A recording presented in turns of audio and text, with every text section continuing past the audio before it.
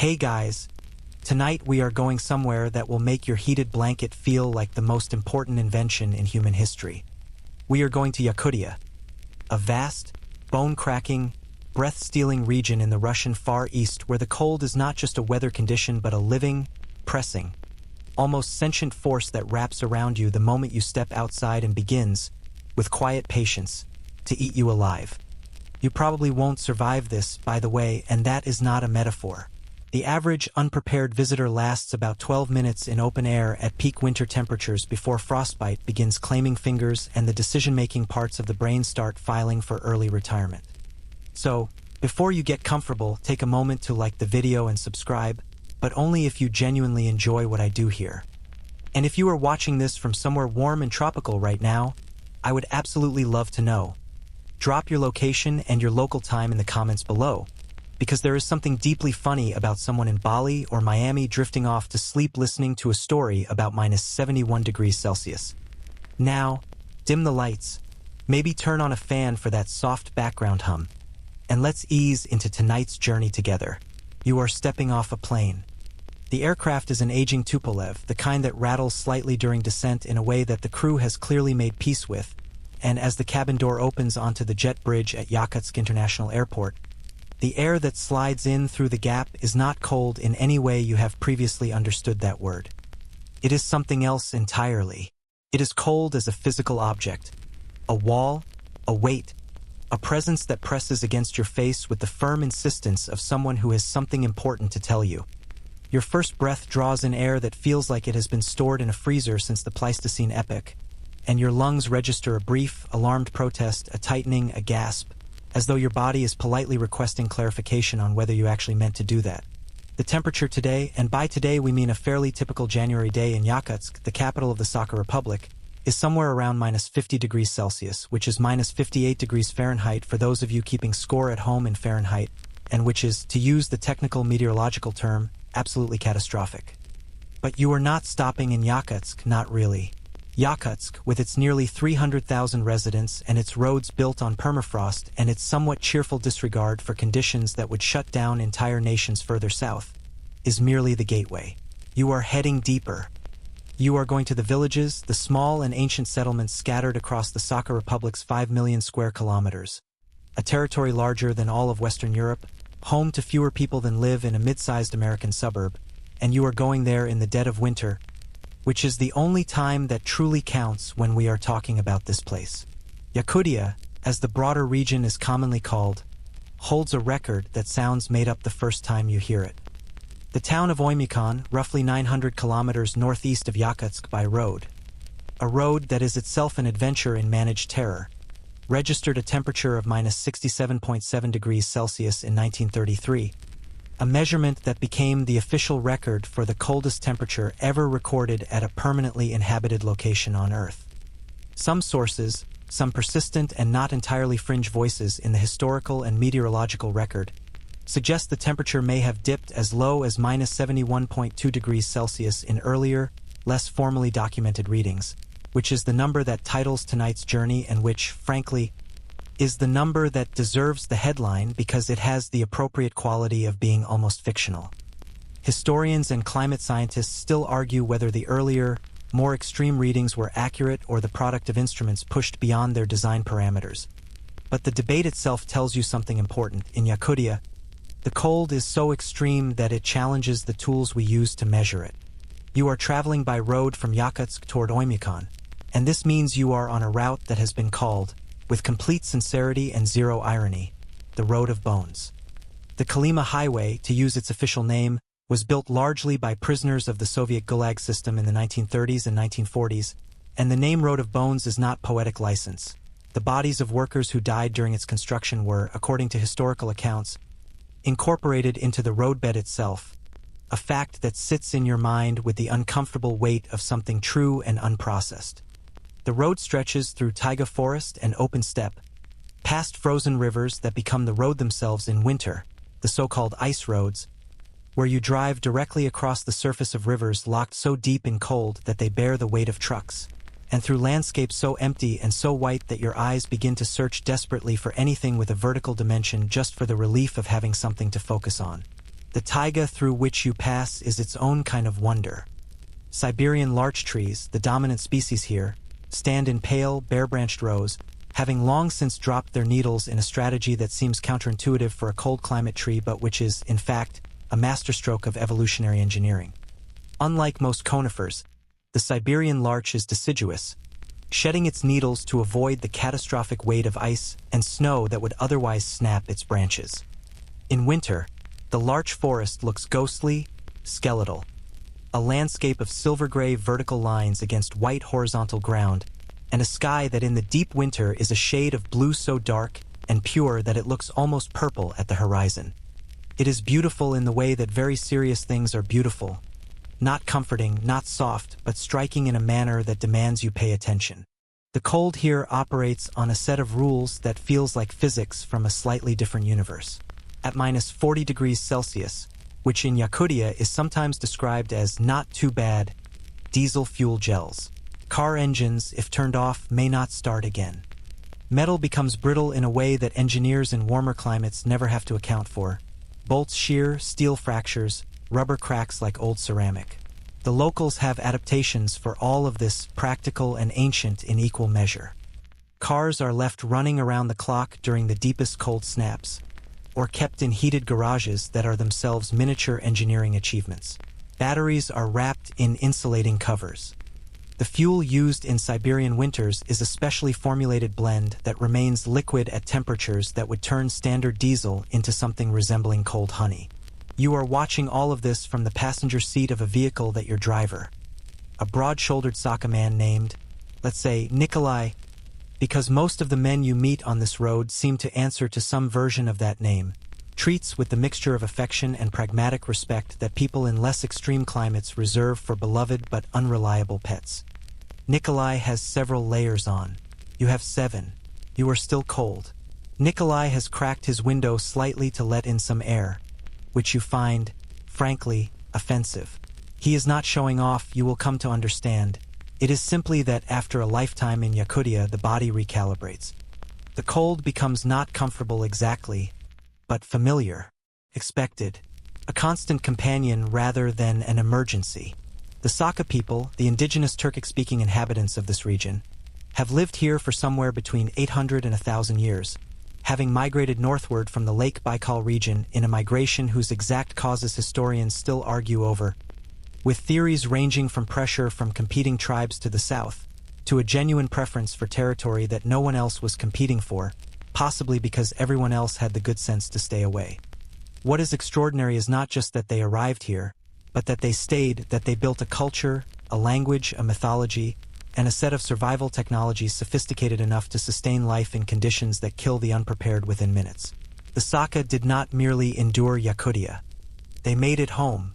The Saka Republic today is an autonomous republic within the Russian Federation, and it is vast in a way that maps fail to adequately communicate.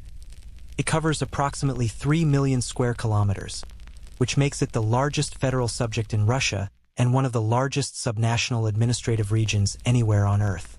This population is just under 1 million people. To put that in perspective, the population density of the Saka Republic is lower than that of Antarctica when the research station crews are in residence. You could drive for hours, and you are, in fact, driving for hours without passing anything that qualifies as a settlement. The land absorbs you, the silence absorbs you, and the cold, patient, and enormous absorbs everything else.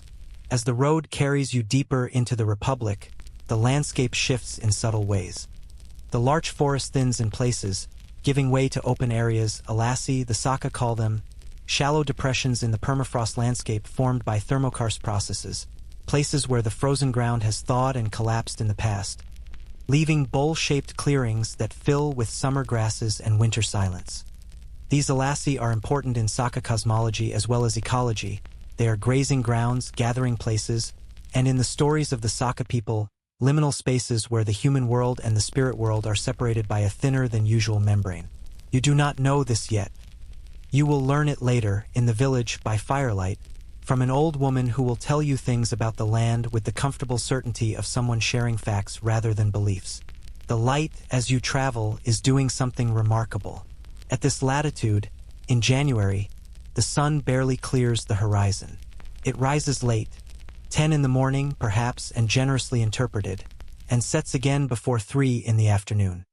In between, it arcs low across the southern sky, never climbing high enough to cast short shadows, bathing everything in a long, horizontal golden light that lasts, in effect, all day, because the day is so short that there is no time for the sun to do anything other than its long, low, oblique glide across the sky. This light on snow, on ice fog, on the bare branches of large trees, creates an effect that painters and photographers travel enormous distances to witness, and that you are getting simply by sitting in a cold car on a long road, which feels like a bargain of some kind. A cold, slightly uncomfortable bargain, but a bargain nonetheless. The ice fog is worth its own moment. When the temperature drops below around -45 degrees Celsius and there is moisture in the air, from rivers not yet fully frozen in the deepest channels, from the breath of people and animals and idling engines, the moisture freezes instantly into tiny suspended ice crystals that hang in the air like the world's most serene snow globe effect, permanently mid-shake. The ice fog catches the low winter light and refracts it into pale halos and pillars, atmospheric optical phenomena that in warmer climates would require specific cloud conditions to produce, but that in Yakutia simply happen, routinely, because the air itself is a participant in the light show.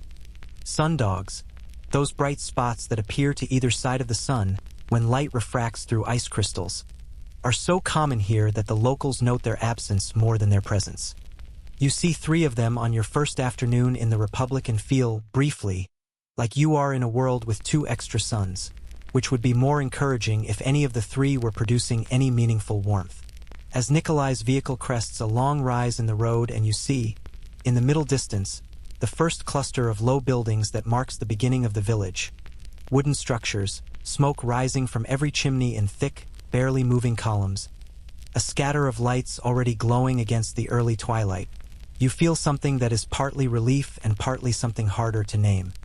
Something like recognition, perhaps, or awe, or the particular emotion that attaches itself to arriving somewhere that has existed for a very long time and continued existing without any input from you whatsoever. The village is small, maybe a few hundred people. It sits in a shallow valley beside a frozen river, surrounded by the larch forest on 3 sides and the open steppe on the 4th, and it has the look of something that has made its peace with exactly where it is. No arguments, no contingencies. It is here. It has always been here. It will continue to be here, in the cold, under the ice fog and the low winter sun, with its fires burning and its horses in the paddocks and its old knowledge tucked carefully into every detail of its construction and its daily life. You are, for the first time since you stepped off the plane, not thinking about the cold. You are thinking about the village, about the fires, about what it means to live in a place like this, not as a catastrophe or an extreme sport, but as an ordinary life, as the only life some families have known for 30 generations. The driver says something in Saka that you do not understand, and then, catching your expression, translates with a brief, economical smile. "We are here," he says, "as if you might have missed it, as if you might have needed telling." You step out of the vehicle and the cold lands on you like a decision.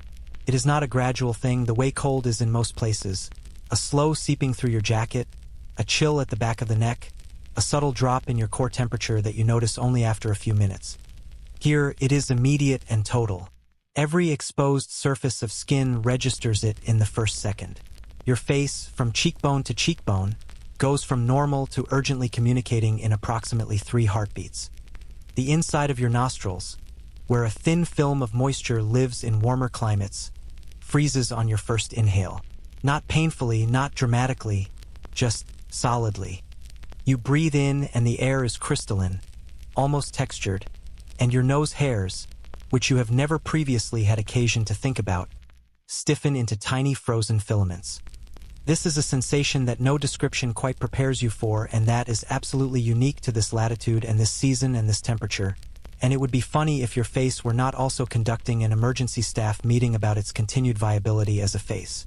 The sky above the village is doing something astonishing. The ice fog that has accompanied you most of the drive has thinned here in the valley, and above the smoke from the chimneys and the pale crystalline haze at eye level, the sky has gone a shade of deep blue-black that only exists at this latitude in this season.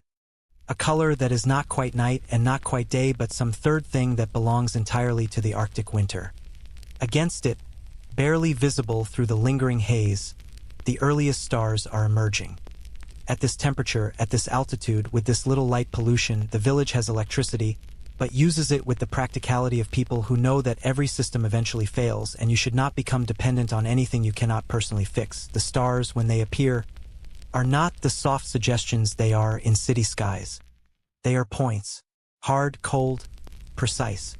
They look close, which is an illusion created by the exceptional clarity of supercold air, which contains almost no moisture to scatter or soften the light. The sky here in midwinter is one of the clearest optical environments on Earth, which is one of the reasons that, in warmer months, this region is a destination for astronomers, though in January the astronomers tend to stay home and simply trust that the stars are still there. Nikolai carries your bag inside with a brief efficiency that suggests he has done this, retrieved frostbitten visitors from vehicles and moved them toward heat, many times before. The house you are entering is a traditional Yakutian balagan in its fundamental concept, though this particular one has been modified and rebuilt over generations into something that blends the ancient with the pragmatic in the way that all functional things eventually do. The walls are thick, genuinely architecturally thick, not as an aesthetic choice but as a survival strategy, built from logs with moss chinking between them, with an outer layer of additional insulation that in earlier centuries was primarily animal hide and that today includes modern batting material alongside the older methods. The effect is that the wall between outside and inside is nearly half a meter of compressed insulation, and when you step through the door, through a small enclosed porch that functions as an airlock, catching the worst of the cold before it can enter the main living space, the warmth that wraps around you is so sudden and so complete that your glasses, had you been wearing them, would have immediately fogged to opacity. The interior is warm in the specific, particular way of wood-heated spaces, not the even managed warmth of central heating, but a warmth that radiates from a central point, the stove, and that varies across the room in a gradient from intensely hot near the fire to merely comfortable near the walls to slightly chilly near the floor if you are not careful. Yakutian traditional houses were designed around this gradient, with sleeping and living spaces arranged to take advantage of the warmest air, which rises and collects at upper levels, while storage and food-related activities took place in cooler zones. The logic is impeccable and the comfort is genuine, and you stand just inside the door for a moment simply breathing warm air, air that does not try to freeze your lungs, air that smells of wood smoke and food and the particular lived-in scent of a house that has been heated continuously for months, and you feel something release in your body that you did not know was clenched. This is your arrival. This is the beginning.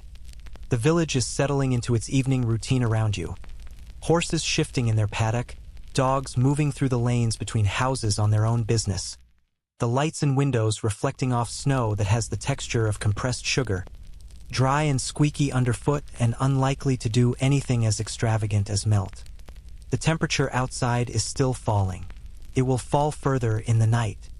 By early morning, before the sun, that brief, oblique, determined sun, begins its shallow arc across the southern sky, it will reach the kind of numbers that make meteorologists in other countries sit up a little straighter when they read the reports.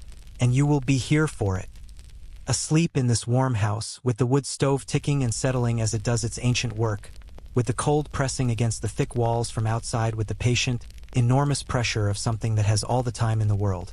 There is something worth pausing on, here at the very beginning, about what it means that humans live here at all. Not visiting. Not enduring a temporary posting or a research assignment with a known end date. Living. Raising children, growing old, burying parents and grandparents in ground so frozen that digging a grave requires specialized equipment and sometimes days of preparation. The Saka people did not colonize this land the way colonizers usually work, by bending the land to their purposes, by importing their existing methods and forcing the environment to comply. They listened to the land. They watched it season after season, generation after generation, and they learned its rules, the specific temperatures at which specific activities were no longer possible, the foods that sustained heat from inside the body, the building techniques that worked with the cold's physics rather than against them, the spiritual framework that made the extreme environment not a hostile setting but a living relationship. This is not romanticism. This is engineering of the most sophisticated kind, conducted over centuries, with the stakes being survival itself and the testing environment being one of the harshest on the planet. The Saka word for this deep cold, the cold of January, the cold of the pole of cold, the cold of -71 degrees Celsius, is a word that sits differently in the mouth than the word cold does in English, carries weight, carries respect. There is, in Saka culture, no tradition of complaining about the weather in the way that, say, the British have elevated to an art form. The cold is not an inconvenience to be grumbled at. It is a condition to be managed, respected, and in its own way appreciated, because the cold that kills the unprepared is also the cold that preserves the permafrost that stores the water that feeds the rivers that support the fish that have fed these people for 1,000 years. Everything is connected. The cold is the engine of the system. You will understand this better, much better, as the night deepens and the village sleeps and the temperature outside continues its patient descent. For now, though, you are warm.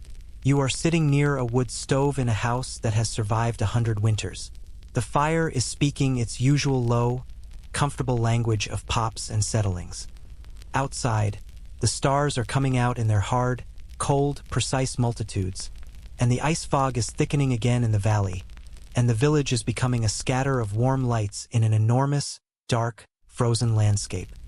And somehow, and this is the part that will stay with you long after the cold has become a memory and your fingers have regained their full complement of sensation, somehow it is peaceful. Genuinely, deeply, structurally peaceful. The kind of peace that comes from being in a place that has no interest in pretending the world is anything other than what it is. The morning has not arrived yet. It will not arrive for several more hours, in fact, because morning in January in Yakutia is a negotiation, a slow and reluctant agreement between the sun and the horizon that takes its time and arrives on its own terms. And you are lying in the dark of the house listening to the wood stove and thinking about your breath. Specifically, you are thinking about the small cloud of vapor that appears each time you exhale, even here inside in the warmth, because the air in the room is warm but not so warm that your breath does not still condense slightly in the cooler upper layers near the ceiling. Outside, that same breath would freeze. Not condense into vapor, not form a little cloud and dissipate, freeze. Solid. There is a concept in Yakushan folk tradition, and it is one of those folk observations that turns out to have a genuine physical basis, that in the deepest cold you can hear your breath freeze. The Saka call it the whisper of the stars, the soft crackling, hissing sound that occurs at around -50 degrees Celsius and below when exhaled moisture freezes so rapidly and completely in the air that it produces a faint audible effect, like the quietest static you have ever heard, like the universe is running at a very low volume. Researchers have debated whether this is a genuine acoustic phenomenon or a perceptual one, whether you are hearing the ice crystals or whether you are hearing your own body's heightened alertness in an environment of near-total silence. But the experience itself is reported consistently enough, across enough independent sources, that you are inclined to believe it is real, and also inclined to believe that whoever first described it as the whisper of the stars was doing poetic work of the highest order. The science of surviving at -71 degrees Celsius begins with the body, because the body is the first system to come under assault and the first line of defense, and what the Yakushan body does at extreme cold is genuinely, measurably different from what a body habituated to temperate climates does. And understanding that difference is part of understanding why some humans live here and why the rest of us are mostly theoretical about it. Let's start with the basics, with the biology that every warm-blooded creature on the planet is running, and then we will get to the modifications, the adaptations, the 1,000-year rewrites that Yakushan genetics and physiology have quietly undergone while the rest of us were worrying about other things. Your core body temperature, under normal circumstances, is 37 degrees Celsius. Give or take the small individual variations that make every person a slightly unique thermal system. That number is not arbitrary. It is the temperature at which your enzymes function optimally, at which your chemical processes run at the speeds they need to run at which you are, in the fullest metabolic sense, operational. Drop that core temperature to 35 degrees Celsius and you are in mild hypothermia. Shivering intensifies, cognition begins to blur, the body starts making decisions that prioritize the vital organs at the expense of the extremities. Drop to 32 degrees Celsius and you are in moderate hypothermia. Shivering may paradoxically stop as the muscles exhaust their capacity, and a dangerous drowsiness sets in, the kind that in open winter conditions is frequently the last thing a person experiences. Below 28 degrees Celsius, the heart becomes vulnerable to arrhythmias, and the margin between survival and death narrows with each additional degree of heat loss. The body at extreme cold is, fundamentally, fighting a war of thermal economics, generating heat as fast as possible and losing it as slowly as possible. And at minus 71 degrees Celsius, the external environment is pulling heat away from exposed surfaces so aggressively that no amount of internal generation fully compensates. This is why clothing is not merely comfort here. Clothing is architecture. The traditional Saka approach to winter dress is a layered system that would impress a modern materials engineer, built on principles that were worked out empirically, by doing it wrong and suffering the consequences over and over until only the right methods remained across many generations. The innermost layer is typically a loose-fitting garment made from the hide of young reindeer or other animals, worn with the fur facing the skin, creating a microclimate of trapped warm air against the body's surface. The insulating properties of animal fur come from the structure of the individual hairs, hollow in many cold-adapted species, including the reindeer, the hollow shaft acting as a miniature thermal column, trapping and warming air with extraordinary efficiency. Modern synthetic insulators, the puffies and down jackets of the outdoor industry, are, when you examine them honestly, attempts to replicate this structure with manufactured materials, and they do a creditable job, but they have not yet fully matched the performance of the original in all conditions, particularly under the kind of sustained extreme cold that makes the difference between very good insulation and survival insulation meaningful. Over the inner layer go additional layers, middle garments, outer shells, and then the critical elements, the headgear, the footwear, the face protection. The face is the most exposed and most vulnerable surface, and the traditional Saka solution to this is a combination of fur-trimmed hoods that can be pulled forward to create a tunnel around the face, reducing the effective wind exposure of the skin, creating a micro-warm zone for exhaled air to partially reheat before the next inhale, and the practice of coating exposed skin with animal fat, which provides a thin but meaningful barrier against convective heat loss and against the direct contact of air at temperatures that would otherwise initiate frostbite in minutes. This is not vanity. This is insulation. The reindeer fat face coating that a Saka hunter applies before heading out in January is functionally identical in purpose to the thermal coatings that researchers apply to sensors operating in extreme cold environments, which is a comparison that amuses materials scientists and that the hunters themselves, if told, would probably receive with a polite shrug, because they already knew it worked. The feet require their own dissertation. Frostbite initiates at the extremities first because the body, in its ruthless thermal logic, reduces blood flow to the hands and feet when core temperature is threatened, sacrificing the periphery to protect the center. The traditional Yakutian solution is the combination of felt inner boots, often made from compressed wool, which retains insulating properties even when damp, which is important because feet sweat even in extreme cold and moisture management is a matter of genuine survival significance, with outer boots made from the leg skin of reindeer, which is one of the most thermally efficient natural materials known.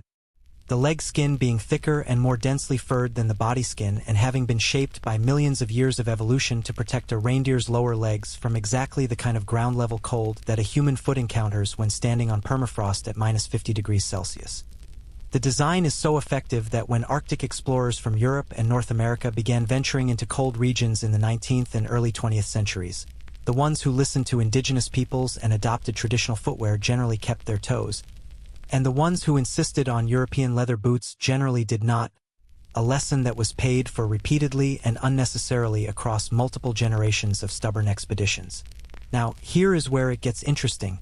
Here is where the body itself, the biology, goes beyond clothing and technique and into the territory of genuine physiological adaptation. Studies conducted over the past several decades on Yakutian and other northern indigenous populations have found measurable differences in how these bodies generate and manage heat compared to populations that evolved in temperate climates.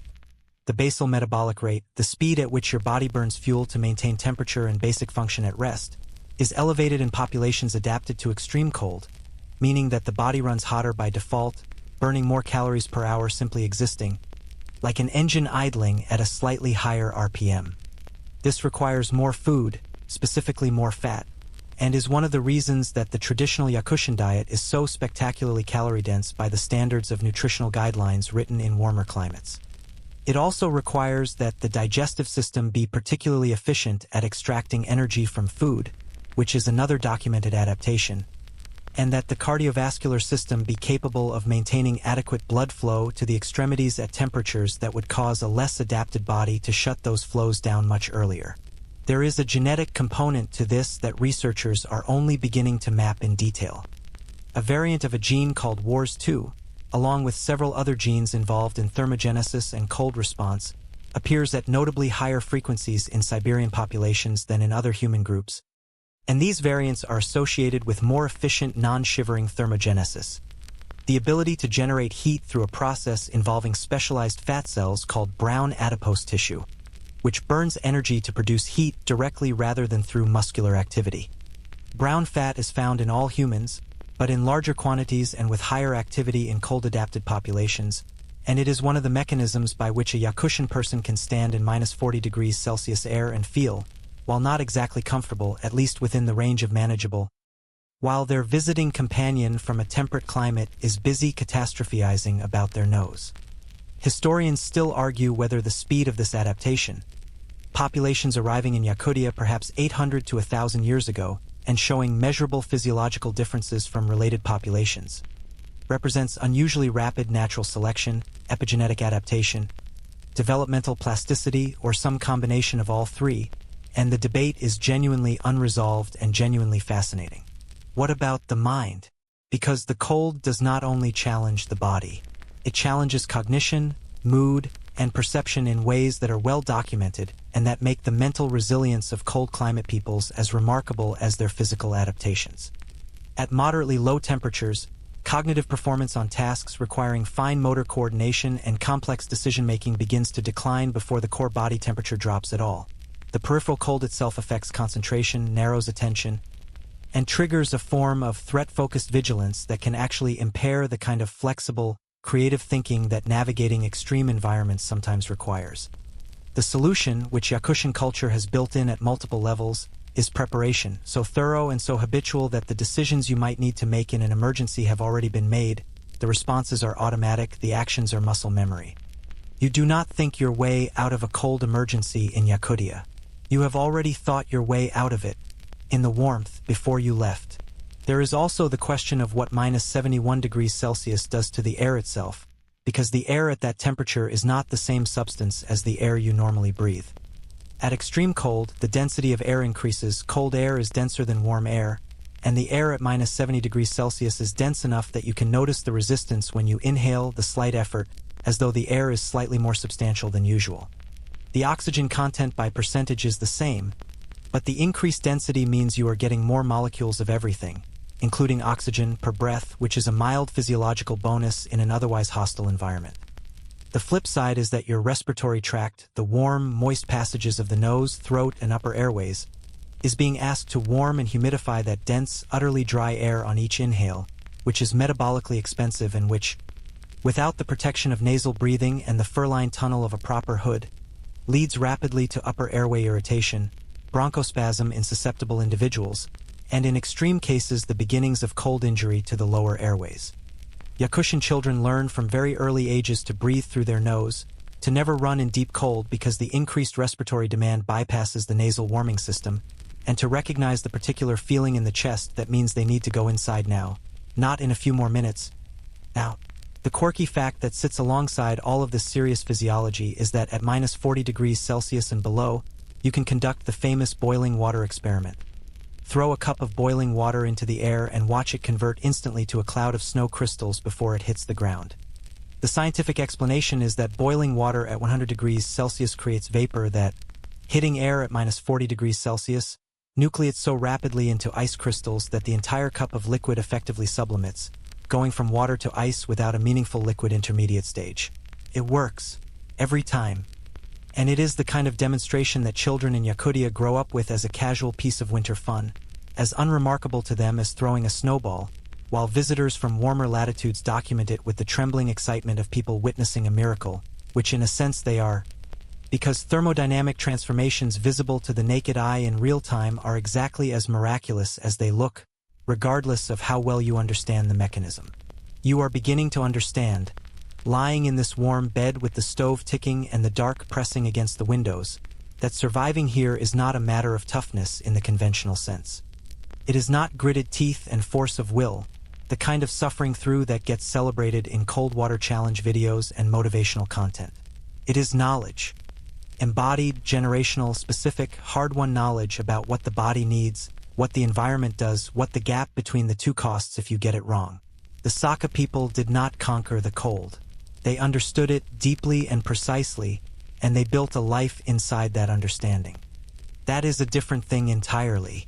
That is, in its way, the most sophisticated form of intelligence that humans produce, not the ability to dominate an environment, but the ability to read it well enough to live inside it without breaking either the environment or yourself. Outside, the temperature has dropped another 3 degrees since you came inside. The stars are still there, hard and clear above the ice fog. The stove pops once, settles, continues its work.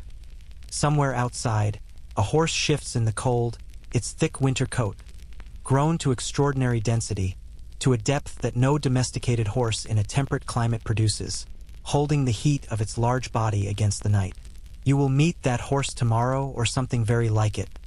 You will put your hand against its flank and feel the warmth coming through the fur and feel the contrast of it against the air on your face and understand, in your body and not just your mind, what adaptation actually means. But that is tomorrow.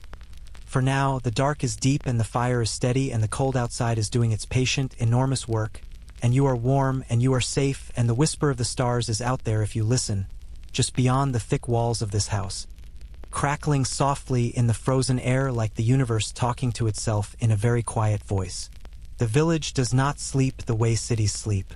In cities, sleep is a subtraction, the lights go off, the noise drops, the movement stills, and what remains is the city minus its activity, a kind of photographic negative of daytime.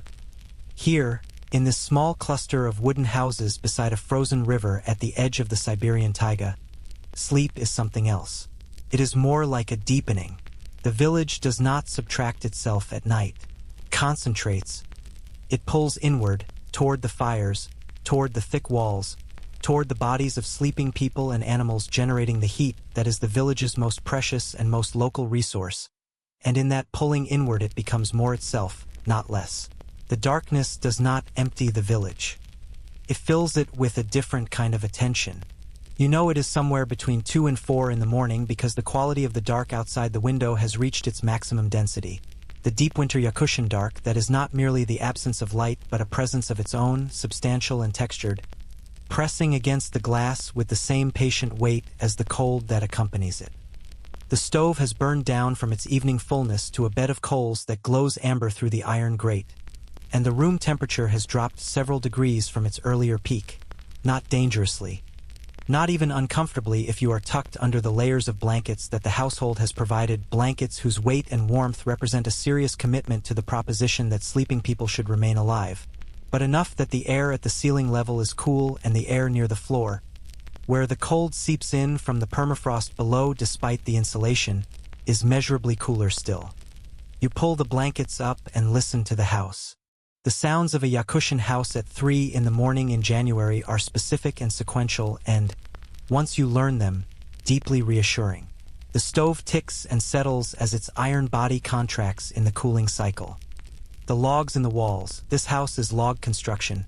The logs fitted with the precision that only centuries of refinement produce, each one selected for straightness and density and sealed with natural materials against the cold. The logs make occasional sounds, small creaks and adjustments as the temperature difference between inside and outside creates minute stresses in the wood. Somewhere in the house, a dog shifts on its sleeping place near the stove, a large animal, built for this climate with a double coat that in the deep winter months becomes so dense that you can push your fingers into it and lose them up to the second knuckle before reaching skin. Outside, at intervals that suggest a walking pace, you hear the soft compression of snow underfoot. Someone is moving through the village. Not urgently, not the pace of emergency, the pace of a person checking something. An animal, a heating system, a neighbor, with the habitual thoroughness of a community that understands that things left unchecked in this cold become problems that escalate faster than the response time allows. This is one of the rhythms of the pre-dawn village that visitors most consistently fail to anticipate. The assumption, arriving from a culture where winter is a season you endure with heating systems and then largely ignore, is that deep cold equals stillness, equals everyone locked inside and motionless until morning. In fact, the deep cold requires more activity, not less. The fires need tending every few hours or the house temperature drops to levels that are genuinely dangerous, particularly for the elderly and the very young. The animals need checking. The horses and cattle that some families still keep require water, which means breaking ice on their drinking troughs in the night, and checking that their shelter is intact and their heat intact and nothing has gone wrong in the particular ways that things go wrong in extreme cold, which are numerous and specific and not forgiving of delays. The vehicles, if they have been left outside, need to be checked or kept running. The infrastructure of daily survival here does not take a night off, and so neither do the people responsible for it entirely. There is a rotation to this, a sharing of the night's duties that is built into the social fabric of the village in ways so old and so internalized that no one sits down and negotiates it any more than you negotiate with your own hand about whose turn it is to pick things up.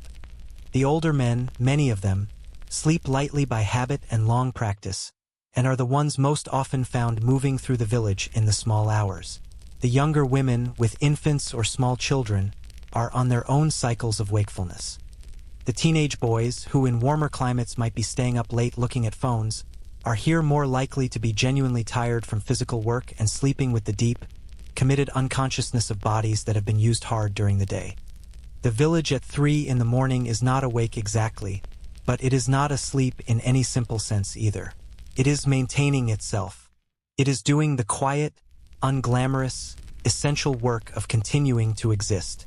You eventually give up on sleep, not because you are uncomfortable, but because the quality of the wakefulness that the house and the dark and the cold have conspired to produce in you is not the frustrated, restless wakefulness of insomnia but something more alert and more interested, the kind of wakefulness that wants to pay attention. And you add layers carefully, methodically, in the order that you have already been taught is not optional. Base layers first, then the middle insulation, then the outer shell, then the face protection, and finally the boots, which you bring from near the stove where you left them because leaving boots anywhere cold in a Yakutian winter means spending the first part of your morning fighting with frozen leather, and that is a fight that starts the day on terms no one enjoys. You are dressed in about 6 minutes, which is faster than yesterday and slower than you will be by the end of the week, and you step into the entrance porch, that essential airlock, the small unheated space between the warm inside and the cold outside that allows you to adjust, to feel the cold gradient, to remind your body what it is about to encounter before you commit to it fully. The door opens and the cold is there. It is always there. It does not wait politely. The village at this hour, in this cold, in this dark, is one of the most extraordinary environments your senses have ever been asked to process simultaneously. First, the visual. The dark is not total because the snow provides its own faint luminescence, a pale ambient glow that exists independent of any light source.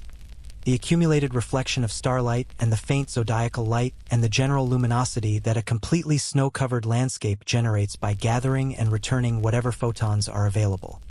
The houses are low shapes against this pallor, their rooflines weighted with snow, their windows dark at this hour or showing the faint amber suggestion of a banked fire within. The smoke from the chimneys rises almost vertically. There is no wind tonight, which at these temperatures is itself a mercy, because wind at -50 degrees Celsius does not chill you faster in the way that common experience suggests.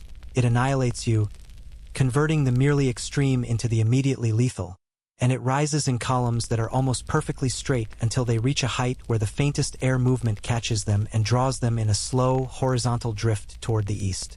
The sound is what redefines everything. The sound of the village at this hour is the sound of almost nothing. Not the sound of a city that has quieted, that still has its background hum, its distant traffic, its HVAC systems and electrical infrastructure murmuring away, but the sound of an environment in which very little is happening that produces sound at all. The snow absorbs sound. The cold suppresses it. The frozen trees and frozen ground and frozen air create an acoustic environment of almost total absorption, so that sounds that do exist, the distant shift of a horse, the creak of a board, your own footsteps, which produce a very specific high-pitched squeak at these temperatures because the snow crystals are too cold and rigid to compress silently, seem isolated, individual, sourceable. You can hear things here that would be swallowed whole by ambient noise anywhere else. This is, in its way, disorienting. You are accustomed to a world where sound is continuous, where silence is relative. Here silence is structural. The stars above are outrageous. There is no other word. The Milky Way is not a suggestion or a rumor, the way it is in most inhabited places on Earth. It is a structure.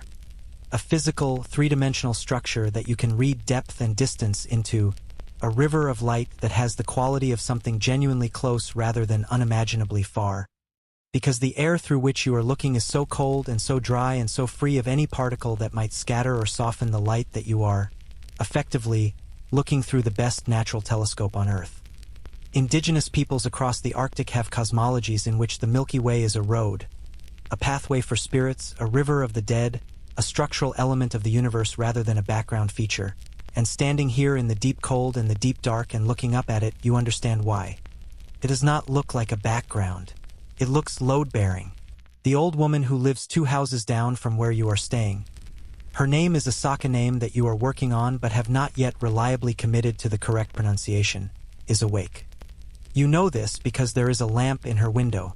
Not the cold blue-white of an electric light, but the warmer, slightly unsteady glow of something older. And because as you stand in the lane between the houses, adjusting your face covering and persuading your eyes to adapt to the darkness outside the lamp's influence, her door opens and she steps out onto her porch with the unhurried confidence of someone who has done this 10,000 times and found it unremarkable 10,000 times. She is dressed as thoroughly as you are and in half the time, and she looks at you standing in the lane with an expression that you interpret correctly as the Yakutian version of mild amusement at a visitor who cannot sleep because the cold has made them too alert. She says something brief in Saka. You have learned 3 phrases. None of them covers this exact situation. You smile, which she cannot see behind your face covering, and she laughs, which you can hear clearly in the silence, and she goes to check her horses. The ancient rhythms of this village, the ones that no clock fully captures, as you noted when you arrived, and that you are now beginning to feel in your body and not just observe as an interesting cultural feature, are organized around the conditions of the environment in ways that are so thorough and so old that they have stopped being rules and become simply how time works. The day, such as it is in January, begins not with a clock alarm but with the body's response to the changing quality of the darkness, which at these latitudes shifts its character in the hours before the sun's approach, even when the sun itself is still an hour below the horizon. There is a biological sensitivity to this shift that is more pronounced in people whose ancestors lived through many generations of extreme photoperiod variation.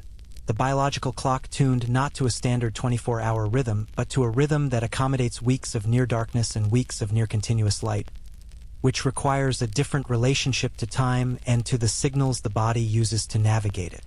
The children of this village go to school because there is a school, a small and dedicated institution that operates year-round with the exception of the coldest periods. It is a mainstream historical fact, and one that surprises many outsiders, that Yakutian schools have official cold weather closure protocols, typically activating when temperatures drop below about -52 degrees Celsius for the younger grades, because at those temperatures the walk to school becomes a genuine hazard even for the few minutes it might take. And frostbite does not grade on a curve. On cold closure days, the village children do not regard this as a snow day in the way that American children regard unexpected school closures, with the particular joy of unearned freedom. They regard it with the matter-of-fact acceptance of people for whom the weather is not a source of excitement but a set of conditions to be accommodated. They do other things. They help with animals. They do work around the house. They learn in the way that children in these communities have always learned, by participating in the activities of adults rather than being scheduled separately from them. There is a quirkier element to the village schedule that visitors sometimes stumble upon, the relationship between the extreme cold and the social calendar. In temperatures below -45 degrees Celsius, visiting between households, the essential social activity of any small community, becomes a structured event rather than a casual one. You do not pop next door in January the way you might in a temperate village. You decide to go, you dress completely, you make the brief but never trivial transit between one warm space and another, and you stay long enough that the trip was worth the preparation. This means that social visits in the deep cold are longer, more intentional, and more significant than the casual dropping in of warmer climates. You come to talk because you came all this way, in a sense, even if all this way is 20 meters. The conversations that happen over tea in Yakutian households in January are not quick. They have the quality of things that have been decided to happen, and they carry the weight of that decision. Tea, by the way, is the social currency of this village and most of Yakutia, consumed in quantities and with a centrality to daily life that only makes sense when you understand that hot liquid is not merely a preference here but a thermoregulatory tool. Keeping the body's core temperature from dropping requires regular inputs of heat from inside as well as insulation from outside, and a cup of very hot tea or the traditional sakasurat, a fermented dairy drink consumed warm, performs a genuine physiological function as well as a social one. The samovar, the large heated vessel that keeps water hot continuously, is not a decorative tradition in Yakutia. It is infrastructure. Historians still argue whether the Russian samovar tradition was adopted into Yakutian practice or whether some form of continuous hot water vessel was in use before Russian contact. But the result, a culture in which hot liquid is always available, always offered, always present at any gathering, is unambiguous and entirely logical given the environment it developed in. You walk the lane between the houses for 20 minutes, slowly, keeping your face covering adjusted and your breathing steady through your nose, feeling the cold work against your layers with its usual patient persistence and finding, to your cautious satisfaction, that the layers are holding. The tips of your fingers are cold but not alarmingly so. Your feet are fine. Your face, the small exposed strip between your hat and your scarf, is cold in the specific, clean way of very cold things. Not the burning pain of frostbite initiation but the bright, clear sensation of skin doing its job in difficult circumstances. You are beginning to understand the gradient, to feel, in your own body, the difference between cold that requires management and cold that requires response, and to locate yourself on that gradient in real time. This is a skill, a learnable, body-level skill, and you are, slowly and improbably, beginning to acquire it. By the time you return inside, stamp the snow from your boots in the porch, and peel back the outer layer to feel the wave of relative warmth from the main room, you have been outside for perhaps half an hour. You have not covered any meaningful distance. You have not accomplished any practical task. But you have been in the village at 3 in the morning in January in Yakutia, in the dark and the cold and the extraordinary silence, with the stars overhead and the smoke rising straight from the chimneys and the old woman checking her horses and the snow squeaking under your boots, and you have paid attention, and that is not nothing. That is, in fact, the beginning of understanding a place. Not the reading about it, not the studying of it, but the standing in it in the dark when it is not performing for you, when it is simply being what it is, which is ancient and cold and very, very alive. The smell reaches you before you are fully awake. It comes through the door of the room where you have been sleeping, a heavy, complex, deeply savory smell that has no precise equivalent in the aromatic vocabulary of any kitchen you have spent time in before. A smell that is simultaneously ancient and immediate, that speaks of animal fat and wood smoke and something fermented and something roasted, and underneath all of it, the clean mineral note of water that has been melted from snow and heated in a vessel that has heated many thousands of liters of snow water before this one. It is the smell of a Yakutian morning kitchen in January, and it is, against all reasonable expectation given your preconceptions about what cooking in an extreme cold climate might produce, a smell that makes you genuinely and immediately hungry. You are out of bed before you have consciously decided to get out of bed, pulled upright by your nose with the helpless responsiveness of a cartoon character lifted off the ground by a visible scent trail drifting toward them in curling, beckoning loops. Your host is at the stove. She has been at the stove, you will come to understand, since before 5, which is when she woke, which is when she always wakes, which is the hour at which the management of this household transitions from passive, the stove running on the load of wood added in the middle of the night, to active, with a person present and attending to the specific requirements of a new day. She does not look up when you enter. She knows you are there. In a house this size, with air this still, a person moving from room to room is detectable in multiple ways before they are visible, and she has had a lifetime of practice at knowing her house the way you know a room you have crossed in total darkness, by feel, by memory, by the sound of familiar things in familiar positions. She gestures, without looking, toward the table, which already has a cup waiting, and the cup contains tisutitsai, Sake milk tea, which is tea brewed strongly and then mixed with milk and a quantity of butter and sometimes salt. A drink that delivers calories and warmth simultaneously in a ratio calculated for bodies that are about to go outside and do physical things in temperatures that require significant thermal investment just to maintain basic function. You drink the tea and it is nothing like tea in the sense you are accustomed to. And it is also exactly right in a way that is difficult to explain except to say that your body receives it with the particular gratitude of something that has been given exactly what it needed without knowing it needed that specific thing. The butter dissolves into the hot liquid and coats the inside of your mouth and your throat with a warmth that persists for several minutes after the swallow. A slow-release effect that the commercial hot beverage industry has been trying to replicate with various additives for decades without quite getting there. The salt, which you were not expecting and which initially registers as a mistake, turns out to be the element that makes everything else cohere. It rounds the flavor, cuts the heaviness of the fat, and leaves a savory finish that makes the second sip more welcome than the first. You have 2 more cups before the food arrives, and by the 3rd cup you are prepared to argue sincerely that sutitsai is one of the great beverages of human civilization and that its relative obscurity outside of Siberia and Mongolia is a genuine cultural oversight. The food arrives in stages, which is the Yakutia way because a morning meal in this household is not a transaction, a fuel-loading exercise to be completed quickly before the day's activities, but a process, a sequence of events with its own internal pacing and logic. First comes stroganina, which is the dish that, if you tell people about Yakutian cuisine after you return home, will be the one that produces the most varied reactions. Stroganina is raw frozen fish, typically whitefish or omul or muksun, species from the enormous Lena River system and the lakes of the Sakha Republic, that has been frozen solid and is then shaved or sliced into thin translucent curls with a sharp knife, served immediately, eaten immediately, before the warmth of the room begins to thaw the delicate slices into something less structurally precise. The fish is dipped in salt, sometimes in a mixture of salt and ground black pepper, and eaten as it is, raw and frozen, the cold of it a feature rather than a deficiency. The texture simultaneously firm and yielding in a way that no thawed raw fish achieves, a product specifically of the freezing that is itself a product of the environment. You eat the stroganina and it is extraordinary. There is no fishiness in the way the word fishy is usually deployed as a mild pejorative, no softness, no ammonia, none of the qualities that make people who think they do not like fish not like fish.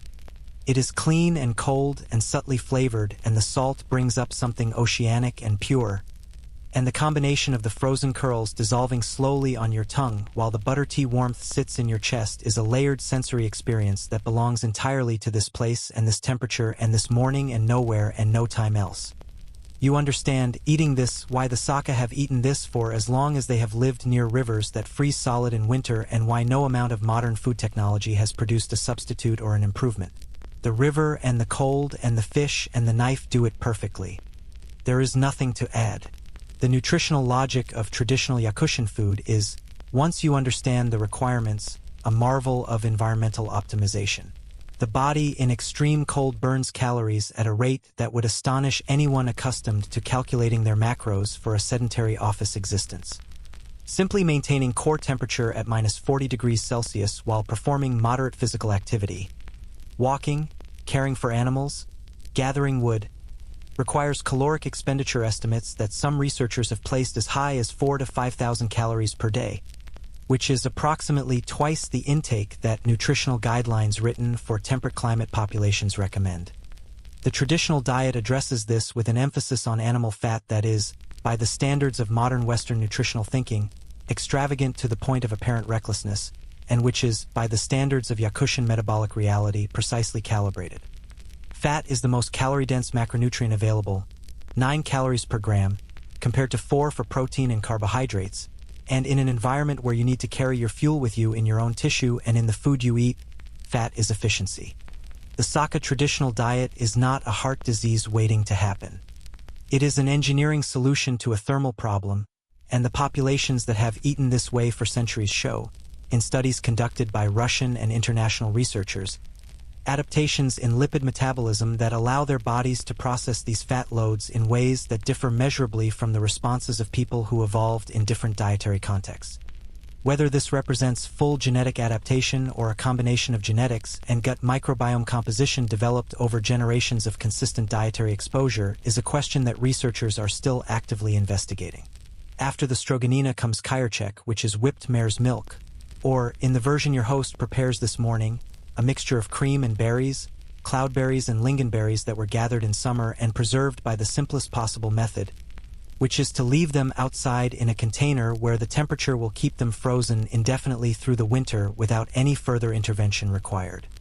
The berries are tart and bright against the richness of the cream and the vitamin content, particularly vitamin C, which is the nutrient most absent from a diet dominated by meat and fat and which the early Russian settlers in Siberia failed to obtain in adequate quantities at enormous medical cost, is substantial. The Saka traditional diet solved the vitamin C problem not by importing citrus, which was not available, but by understanding which local foods provided it and building those foods into the dietary routine with the same thoroughness applied to caloric sufficiency. Frozen berries, certain organ meats, raw fish which retains nutrients that cooking destroys. The diet is a system, not a collection of individual preferences, and every element of it has a reason that makes sense once you understand the requirements it was built to meet. The heating of a Yakutian home is, similarly, a system with its own logic and its own demands, and watching your host manage the stove across the morning is an education in thermal management that no textbook provides. The wood used here is larch, the same larch that lines the roads and fills the taiga, the same larch whose bare winter branches caught the low light on your arrival drive. Larch is not the highest BTU firewood available to northern peoples. That distinction belongs to denser hardwoods that do not grow at this latitude. But larch is what the taiga provides in abundance, and the Saka relationship with larch as a fuel source is a relationship of long acquaintance and detailed understanding, knowing which pieces burn fast and hot and are good for quick reheating, which burn slow and steady and are best for overnight, knowing how to split it and stack it and season it and how to read the sound of it burning to understand how the stove is performing.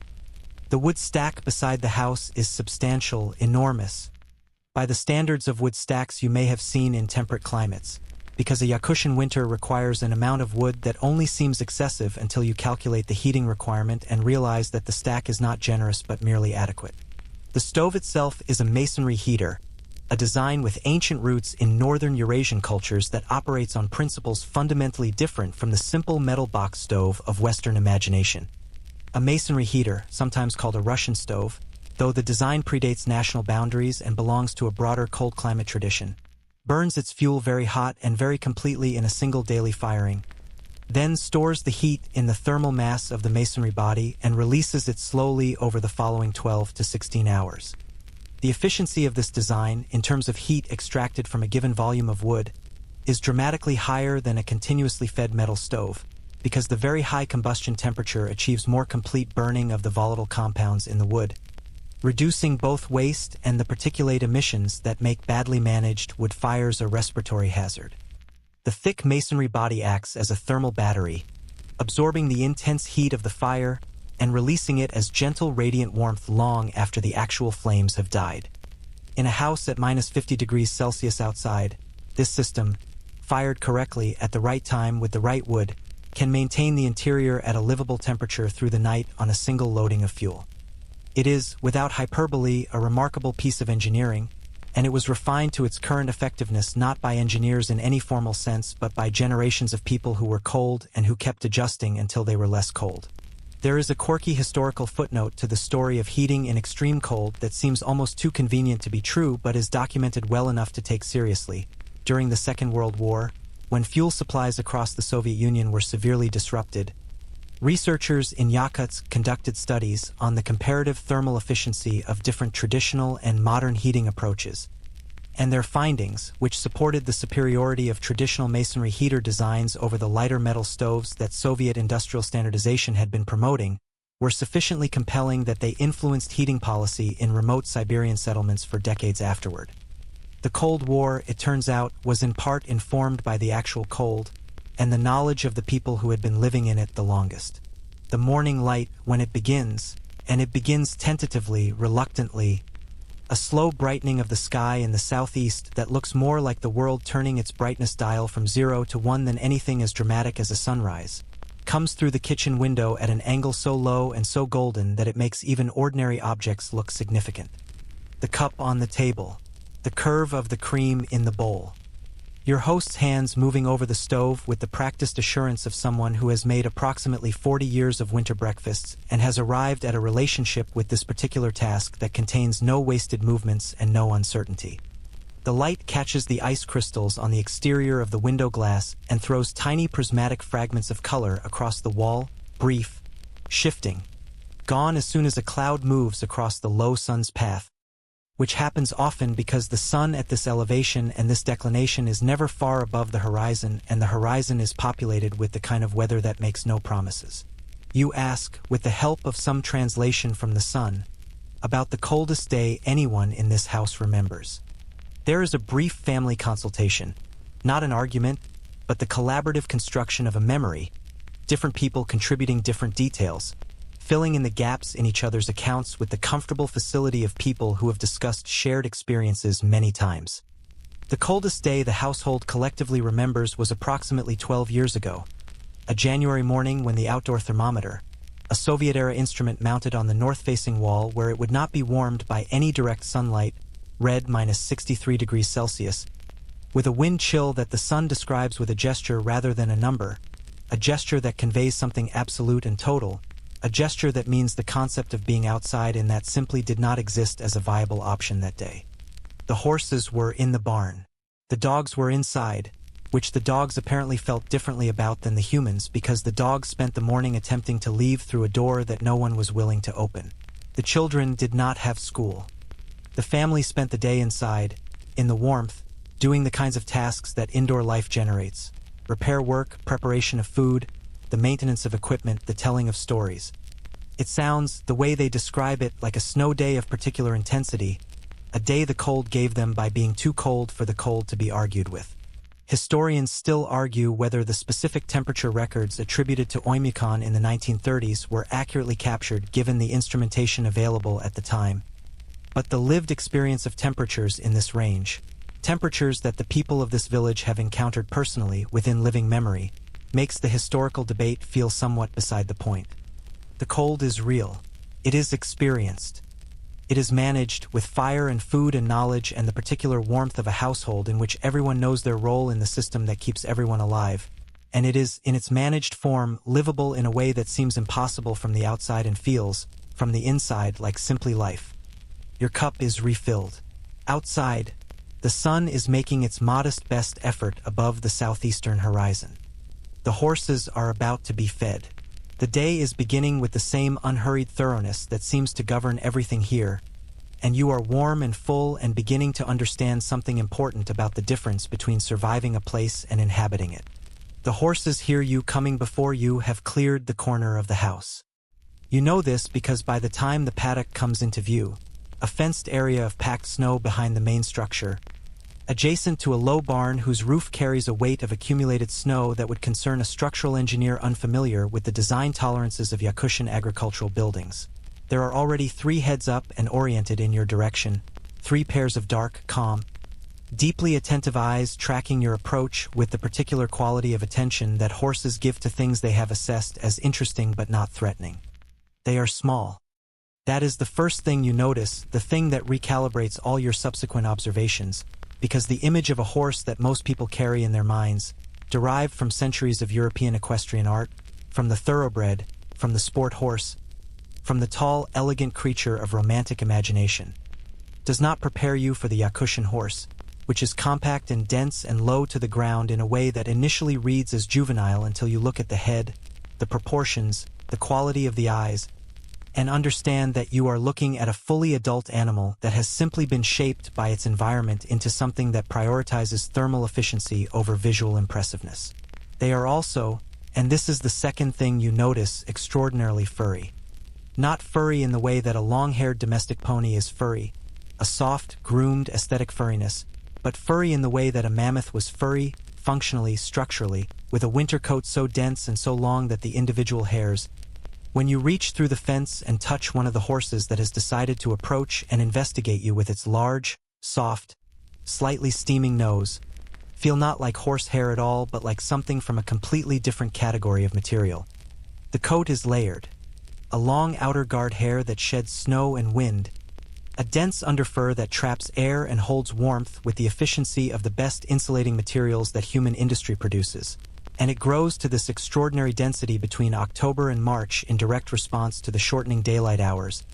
A photoperiod-triggered transformation that is one of the most dramatic seasonal morphological changes of any domestic animal species.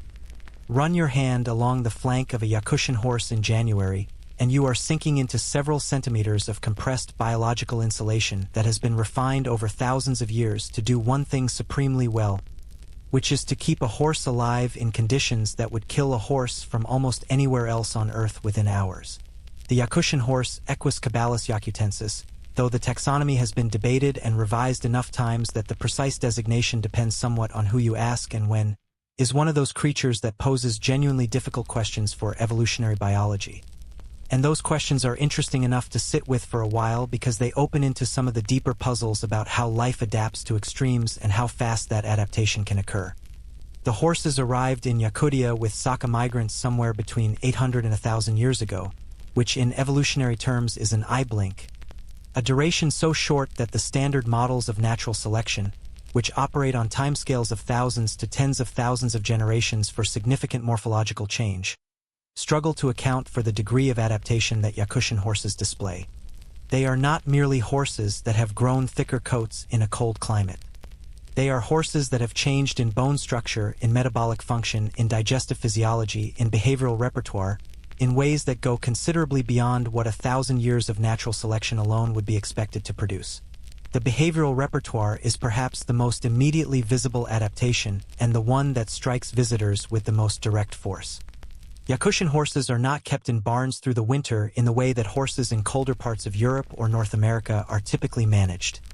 Brought inside when the temperature drops, provided with supplemental feed, protected from the elements by walls and roofing. Yakutian horses live outside, in January, at minus 50 degrees Celsius. They do this not because their owners are indifferent to their welfare, but because the horses are genuinely equipped for it, both physically and behaviorally, and because the management system that has developed around these horses over centuries is built on the understanding that keeping them outside, foraging for themselves, is not a hardship imposed on them but the condition to which they are optimally adapted and in which they function best. The foraging behavior of Yakutian horses in winter is called kopping, from the Saka word for the action, and it describes the technique by which the horses use their hooves to break through the surface crust of snow and ice to reach the dried grasses and sedges beneath. This is not a casual or occasional behavior. It is a primary survival skill, practiced systematically, covering large areas of ground in a methodical pattern that suggests something more deliberate than simple hunger-driven rooting. The hooves of Yakutian horses are shaped differently from those of other horse breeds, harder, with a more pronounced concave structure and a stronger hoof wall, in ways that make them more effective at breaking ice crust without the kind of splitting or cracking that would occur in the hooves of a horse not adapted to this task. The horses also exhibit a social organization around foraging in winter that involves dominant animals breaking the surface crust and subordinate animals following to access the exposed vegetation, a division of labor that distributes the energetically expensive crust-breaking work across the group while ensuring that all members have access to food. What the horses are eating, the dried, frozen, compressed grasses and sedges that lie beneath the snow across the Alassi and the open steppe, has a nutritional profile that should not, by any reasonable calculation, sustain a large warm-blooded animal through a Yakutian winter. The vegetation is dry and frost-killed, low in digestible protein with its most nutritious components, the leafy green parts, largely degraded by freezing and the months of winter that have passed since the growing season ended. And yet the horses maintain body condition through the winter on this diet, supplemented only by what their owners provide in the way of hay during the deepest cold snaps when the snow crust is too thick for even Yakutian hooves to break efficiently. The explanation lies in the digestive adaptations that researchers have documented in this breed. A hindgut fermentation system that extracts energy from low-quality forage with an efficiency that exceeds that of other horse breeds, supported by a gut microbiome composition that appears to be specifically adapted to the task of deriving maximum nutritional value from frozen, degraded plant material. The Yakutian horse's gut flora are, in other words, cold specialized in a way that mirrors the broader pattern of adaptation visible in every other system of this animal. Historians still argue whether the Yakutian horse represents a single founding population that adapted rapidly to local conditions, or whether there were multiple waves of introduction, and that the breed's current characteristics represent a mosaic of different lineages shaped by centuries of selective pressure, geographic isolation, and the specific management practices of the Saka people. Genomic studies conducted in the past decade have complicated rather than simplified this picture, revealing unexpected patterns of genetic diversity and some signatures of selective sweeps, regions of the genome where beneficial mutations spread rapidly through the population, in genes associated with thermogenesis, fatty acid metabolism, and circadian rhythm regulation. The circadian rhythm findings are particularly intriguing because they suggest that the horse's internal clocks have been modified to function differently in the extreme photoperiod of the Arctic, where summer brings nearly continuous light and winter brings nearly continuous darkness. A light environment that disrupts the hormone systems of animals evolved at lower latitudes in ways that can affect everything from reproduction to immune function to energy metabolism. You are standing at the fence now, and the horse that approached you initially. A mare, compact and round with winter fat and coat, dark bay under all that fur, with a forelock so thick it falls across her face like a curtain, has decided you are acceptable and is pressing her nose against your gloved hand with the firm, slightly imperious quality of an animal that has made a decision and expects the world to arrange itself accordingly. Her breath comes in great visible clouds, enormous compared to yours, each exhalation a small weather event in the cold air, rising and dispersing in the absolute stillness of the morning. You can feel the warmth of her nose through your glove. At -40 degrees Celsius, the warmth of a large living animal is not a subtle sensation. It is vivid and immediate, the heat differential between the air and a horse's muzzle being sufficient to feel significant even through insulating material. And standing next to this animal in this cold, you feel something that is partly simple animal warmth and partly something less tangible. A kind of fellow feeling, a recognition that you and this horse are both warm-blooded creatures doing the same fundamental thing in the same extreme environment, which is generating enough internal heat to stay alive and maintaining that generation against the constant pressure of a world that is very much colder than either of you. The mare's name, your host's son tells you, is something that translates roughly as dawn, which seems fitting for an animal you are meeting in the pre-sunrise hours of a January morning. She is 8 years old. Yakutian horses are long-lived compared to many breeds, a combination, researchers suggest, of the relatively low-intensity physical demands of their winter lifestyle, their efficient metabolism, and possibly the cold itself, which has the same preservative effect on biological systems that it has on food, slowing the oxidative processes that contribute to cellular aging. Dawn has produced 5 foals. Her current winter weight, which is her heaviest, the horses fatten deliberately in autumn, accumulating a fat reserve that they will draw down through the winter in a pattern of deliberate seasonal hyperphagia followed by controlled weight loss that mirrors the strategies of hibernating animals, is something the sun estimates with a practiced eye at around 350 kilograms, which is light for a horse of her height were she any other breed, but is perfectly appropriate for a Yakutian horse, whose compact musculature and dense bone structure make her heavier than she looks.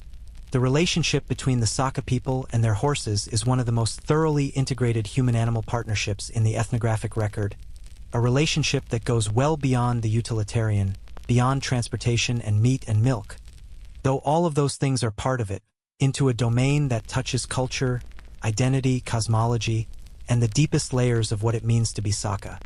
The horse in Saka tradition is not a tool.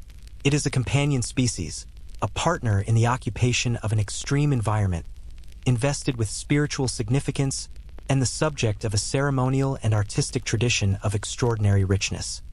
The Yakutian word for horse, appears in Saka personal names, in place names, in the names of festivals and rituals, embedded in the language at a depth that reveals how central the horse is to the Saka conception of themselves and their world.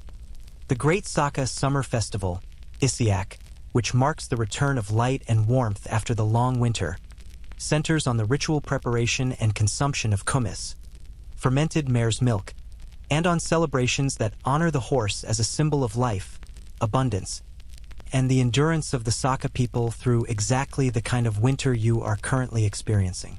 The kumis itself, and a version of it, or a related fermented dairy product, will appear in your diet before you leave this village, is another example of the Saka food system's elegant nutritional logic. Mare's milk differs from cow's milk in composition in ways that make it particularly suitable for fermentation into kumis, higher lactose content, different protein structure, a fatty acid profile that produces a lighter, more refreshing fermented product than the heavier fermented products produced from ruminant milk. Kumis contains alcohol, typically 1 to 3%, produced by the yeast fermentation that runs alongside the bacterial fermentation, which in the context of Saka traditional consumption serves as a mild preservative and flavor compound rather than an intoxicant, given the quantities typically consumed. It is rich in B vitamins produced by the fermenting bacteria, contains probiotic organisms that support the gut microbiome, and provides a combination of carbohydrates, fats, and proteins in a form that the body absorbs efficiently.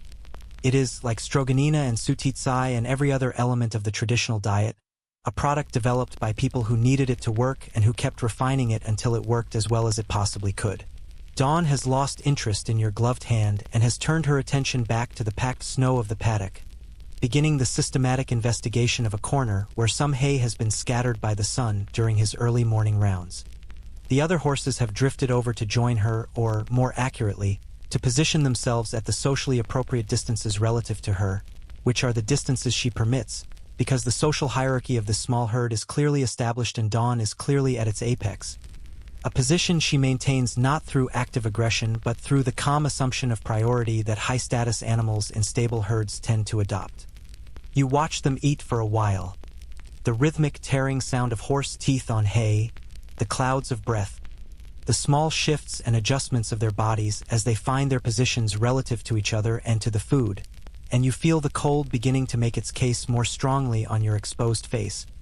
The skin across your cheekbones registering a progressive numbness that your body is politely flagging as a situation that should be addressed soon. The sun appears at your elbow with the quiet materialization that seems to be a village skill, a capacity for arriving beside a person without having made any obvious journey from wherever they previously were, and he gestures toward the house with a tilt of his head that needs no translation. Inside, warm, food, the three most compelling words in any language at this temperature, communicated without a single one of them being spoken. You take one more look at the horses, at Dawn methodically working through her hay with the efficient unhurriedness of an animal that has all morning and knows it, and you turn back toward the house. Behind you, on the eastern horizon, the sky is beginning to do something. A change in quality, a very faint differentiation between the darkness directly above and the darkness at the horizon, as though someone has placed a thin line of slightly less dark behind the silhouette of the large forest. It is not yet dawn in any meaningful sense, but it is the first suggestion that dawn is a concept the day intends to honor eventually, a promise so faint and so distant that you would miss it if you were not looking for it. You are looking for it. You make a note of it, mentally, and follow the sun inside, where the stove and the tea and the accumulated warmth of a household doing its morning work are waiting for you with the reliable comfort of things that know their purpose and fulfill it without drama. The old woman arrives in the afternoon, which here means she arrives in the dark, because the afternoon and the dark are the same thing in January and have been the same thing for months and will continue to be the same thing for several more weeks before the light begins its slow, incremental return to something that justifies the word daylight without qualification.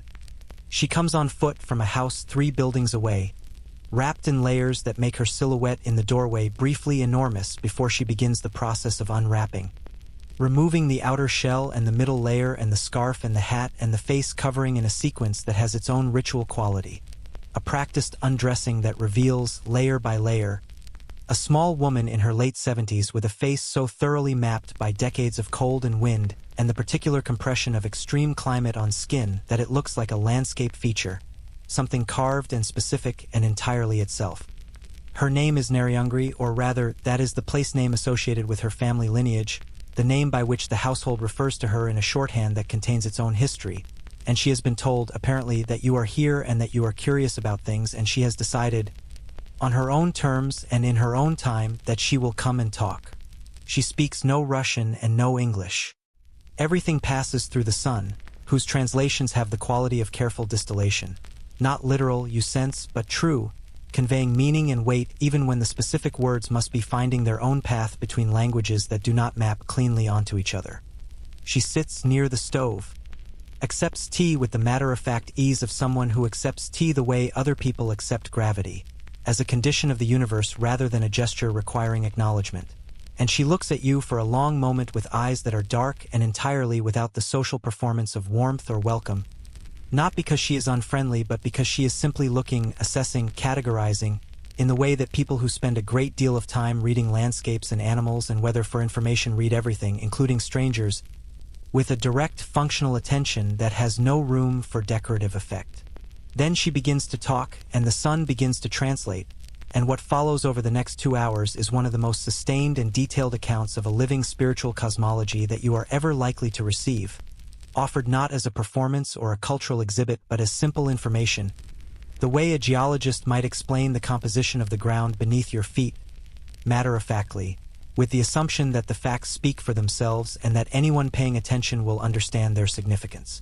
The Saka spiritual tradition, sometimes called Tengrism in broader scholarly contexts, though the Saka practice has its own specific character that the umbrella term does not fully capture, is not a museum piece. It is not a collection of quaint beliefs preserved for tourists or documented by anthropologists and then set aside.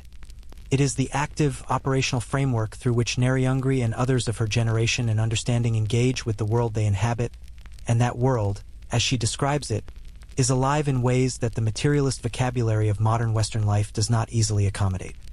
The land is not a setting. The cold is not a weather system. The animals are not resources. Everything participates in a web of relationships, between the living and the dead, between the human and the non-human, between this world and the adjacent worlds that press against it from above and below, and the job of the shaman, the Ayun, is to navigate those relationships on behalf of the community, to negotiate with forces that are real and powerful and not reliably benevolent, to maintain the balance that makes life here possible. The cosmology is tripartite, 3 worlds stacked vertically, which is a structure that appears across many Siberian and Central Asian shamanic traditions, and which historians still argue represents either a genuinely ancient and widespread spiritual intuition or the result of cultural diffusion along trade and migration routes, with the evidence remaining frustratingly ambiguous in either direction. The upper world, Ur Doidu, is the realm of benevolent spirits and celestial beings, presided over by Ayutayon, the white creator lord, a figure associated with light and the sky and the processes of creation that sustain life. The middle world is the world you are sitting in, the human world, the world of ordinary experience, but thickly inhabited by spirits that are not visible under normal circumstances and that coexist with humans in arrangements that require maintenance, respect, and occasional formal negotiation. The lower world is Alara Doidu, the underworld, home to the Abasi, malevolent spirits associated with cold and darkness and the various forces that work against life. The Abasi are not evil in a monotheistic sense, not the embodiment of moral wrongness, but they are dangerous, actively so, and the lower world they inhabit is not hell as Western theology constructs hell but something more like the shadow of the living world.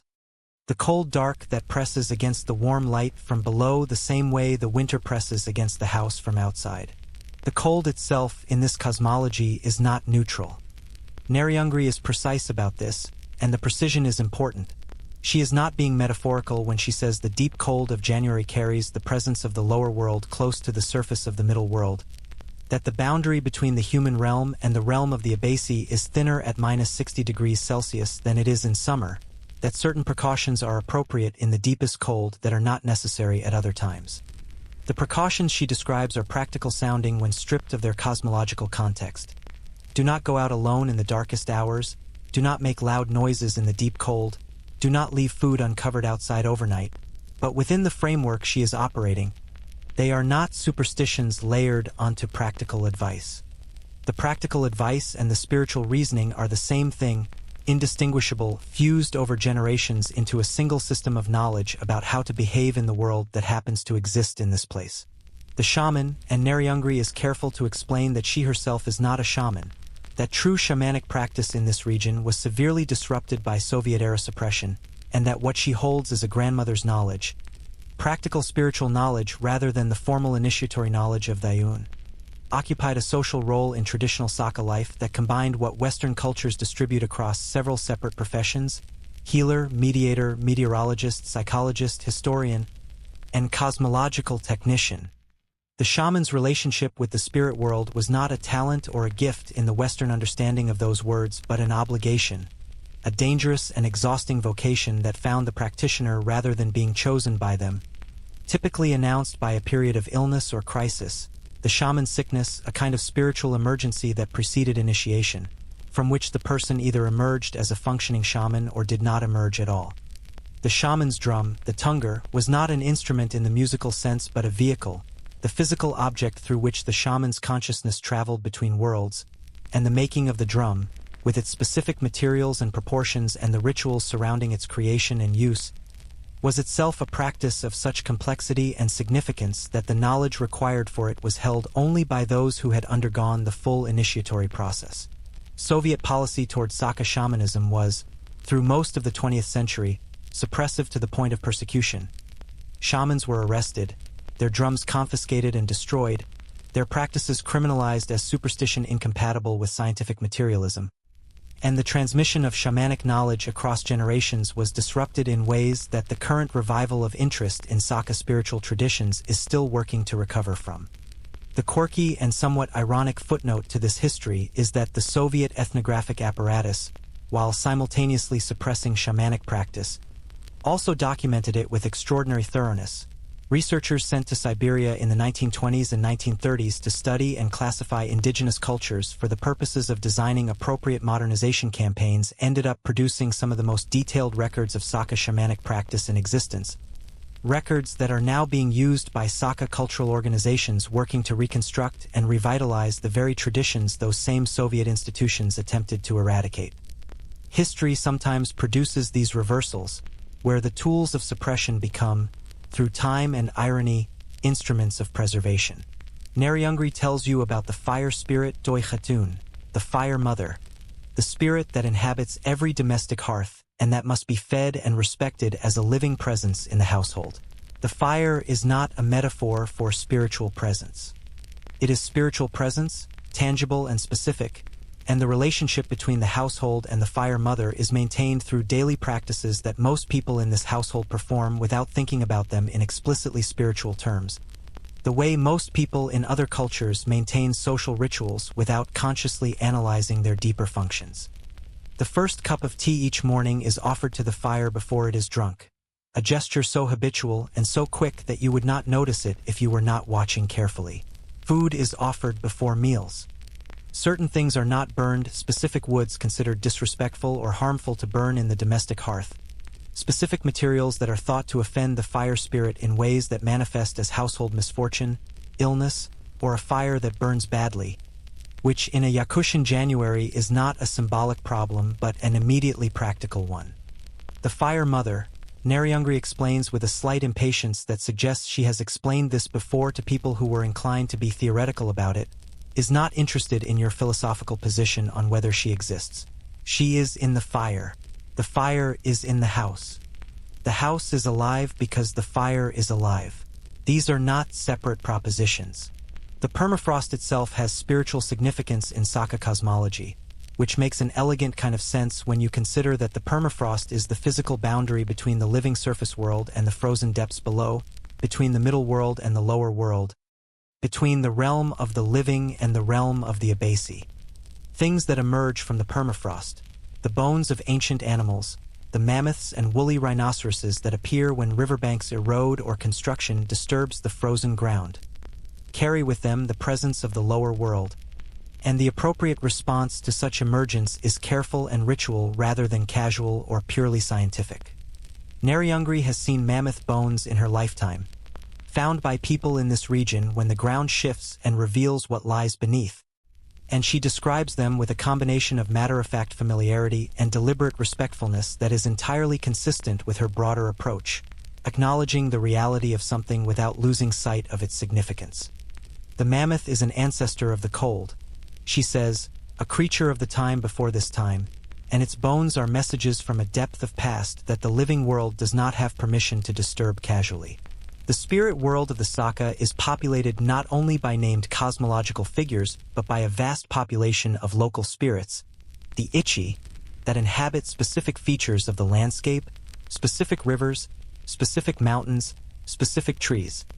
Every significant geographical feature has its Ichi, its spirit owner or spirit inhabitant, and the relationship between humans and these local spirits is one of ongoing negotiation, maintained through the small acts of acknowledgement and offering that are built into daily life. Before crossing a river, acknowledgement. Before cutting a significant tree, acknowledgement. Before hunting, acknowledgement and communication with the spirit of the prey species. Not a religious formality, but a functional protocol. A way of maintaining the relationship between human and non-human worlds that makes continued successful hunting possible. When the relationship breaks down, when the protocols are neglected, when the acknowledgements stop, the consequences manifest in the world in specific ways. Animals become scarce, the weather worsens, illness enters the household. The cosmological system and the ecological system are the same system, described in different vocabularies, and understanding one requires understanding the other.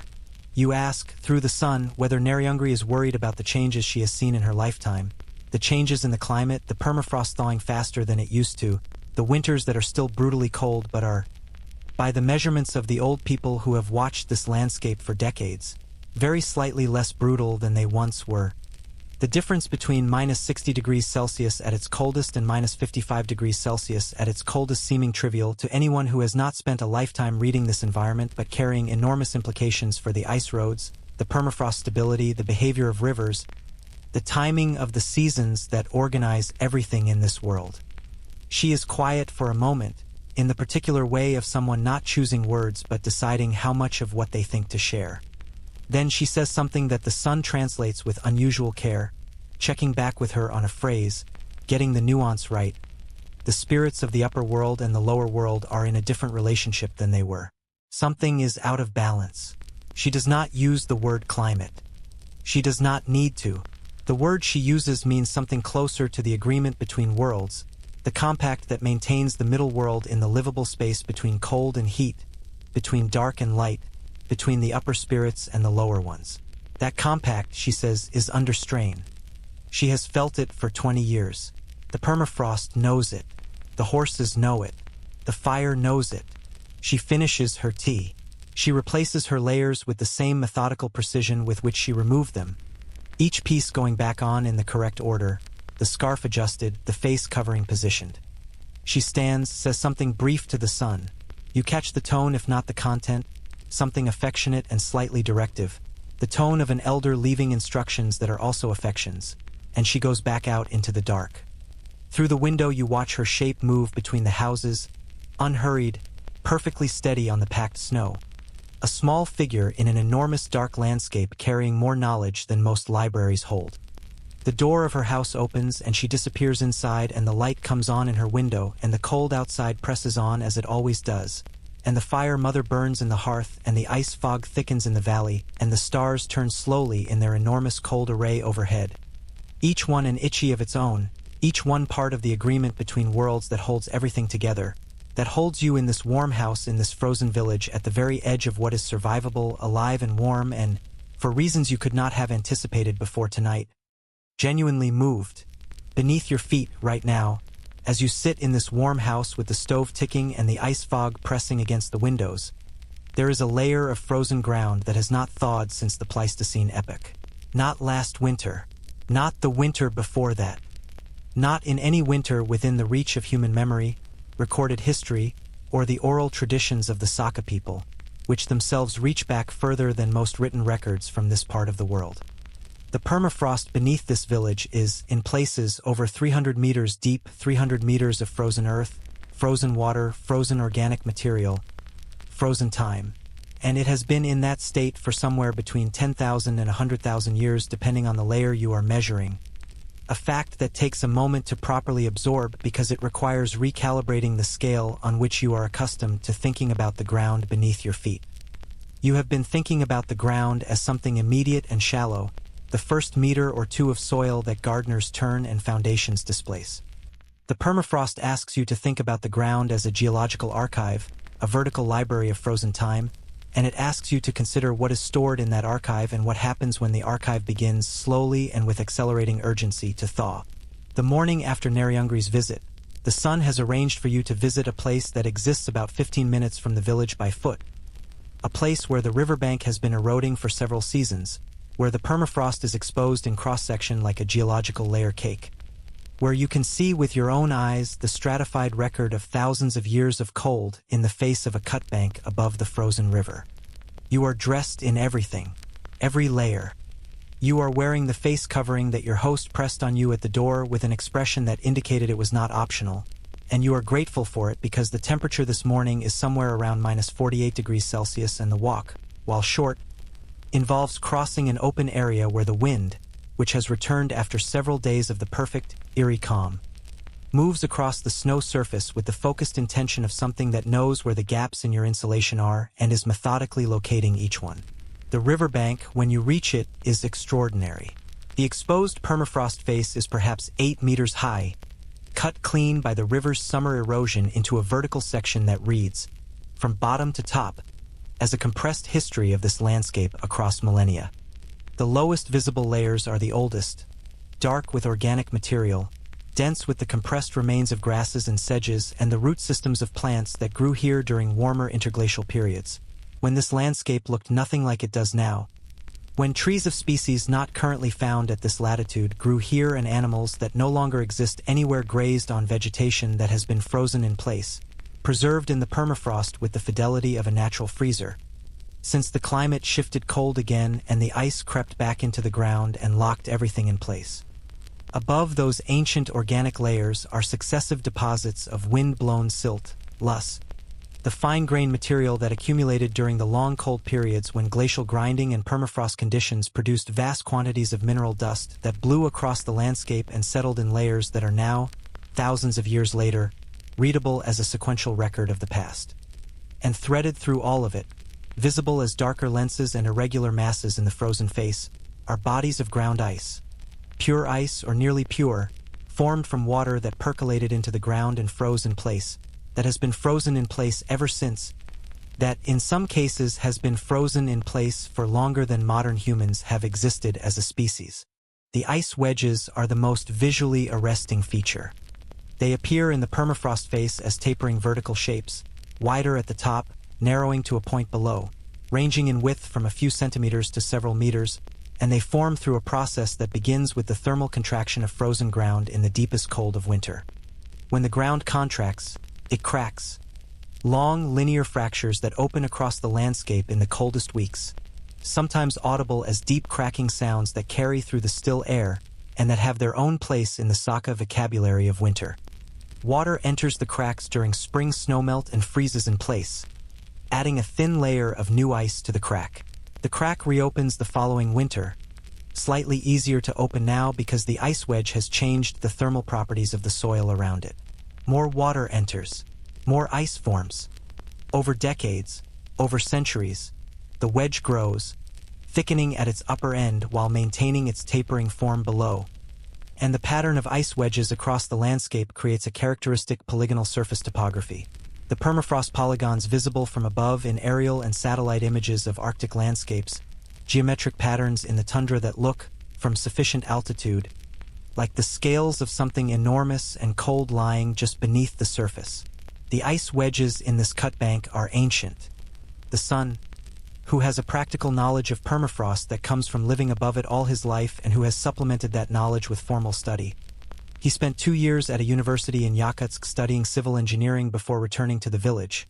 Estimates that the largest wedge visible in the face may be 4,000 or 5,000 years old at its base.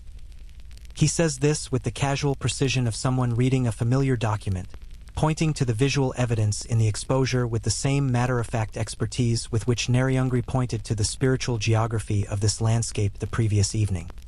Different knowledge systems, both grounded in the same physical reality, both earned through the same combination of experience, education, and the particular sharpening of attention that living in a demanding environment produces. You find yourself thinking that the sun and Neriungri, whatever they might think of each other's frameworks, are reading the same text from different ends. The permafrost stores things. This is the feature of it that attracts the most public attention, the headline-generating aspect of a phenomenon that has many dimensions worth attending to. Mammoths are the emblematic example, the woolly mammoths that ranged across the Arctic and subarctic during the Pleistocene, that disappeared from most of their range by 12,000 years ago, and from their last refuge on Wrangel Island in the Arctic Ocean by around 4,000 years ago, and that have been emerging from Yakutian permafrost in various states of preservation for as long as people have been living in this region.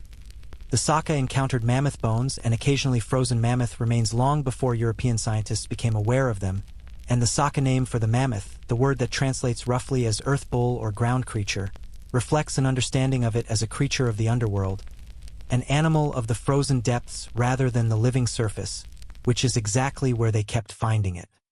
European naturalists who learned of well-preserved mammoths from Siberian permafrost in the 18th and 19th centuries initially struggled with what this evidence implied about extinction and geological time, because the concept of species extinction was not yet fully integrated into the Western scientific worldview, and a frozen mammoth that looked like it had died recently was, to a mind not prepared for it, a deeply confusing object. The mammoths that emerge from Yakutian permafrost today, and they do continue to emerge with some regularity, as climate change accelerates permafrost thaw and as erosion exposes new sections of frozen ground, are the subjects of an active and genuinely contentious scientific debate about what should be done with them. The preservation in some cases is remarkable. Soft tissue intact, fur intact, stomach contents intact, the last meal of an animal that died 10,000 years ago preserved in frozen detail that allows researchers to identify the specific plants it was eating in the hours before its death. The genomic information preserved in these specimens has transformed our understanding of mammoth biology, population history, and the relationship between mammoths and modern elephants.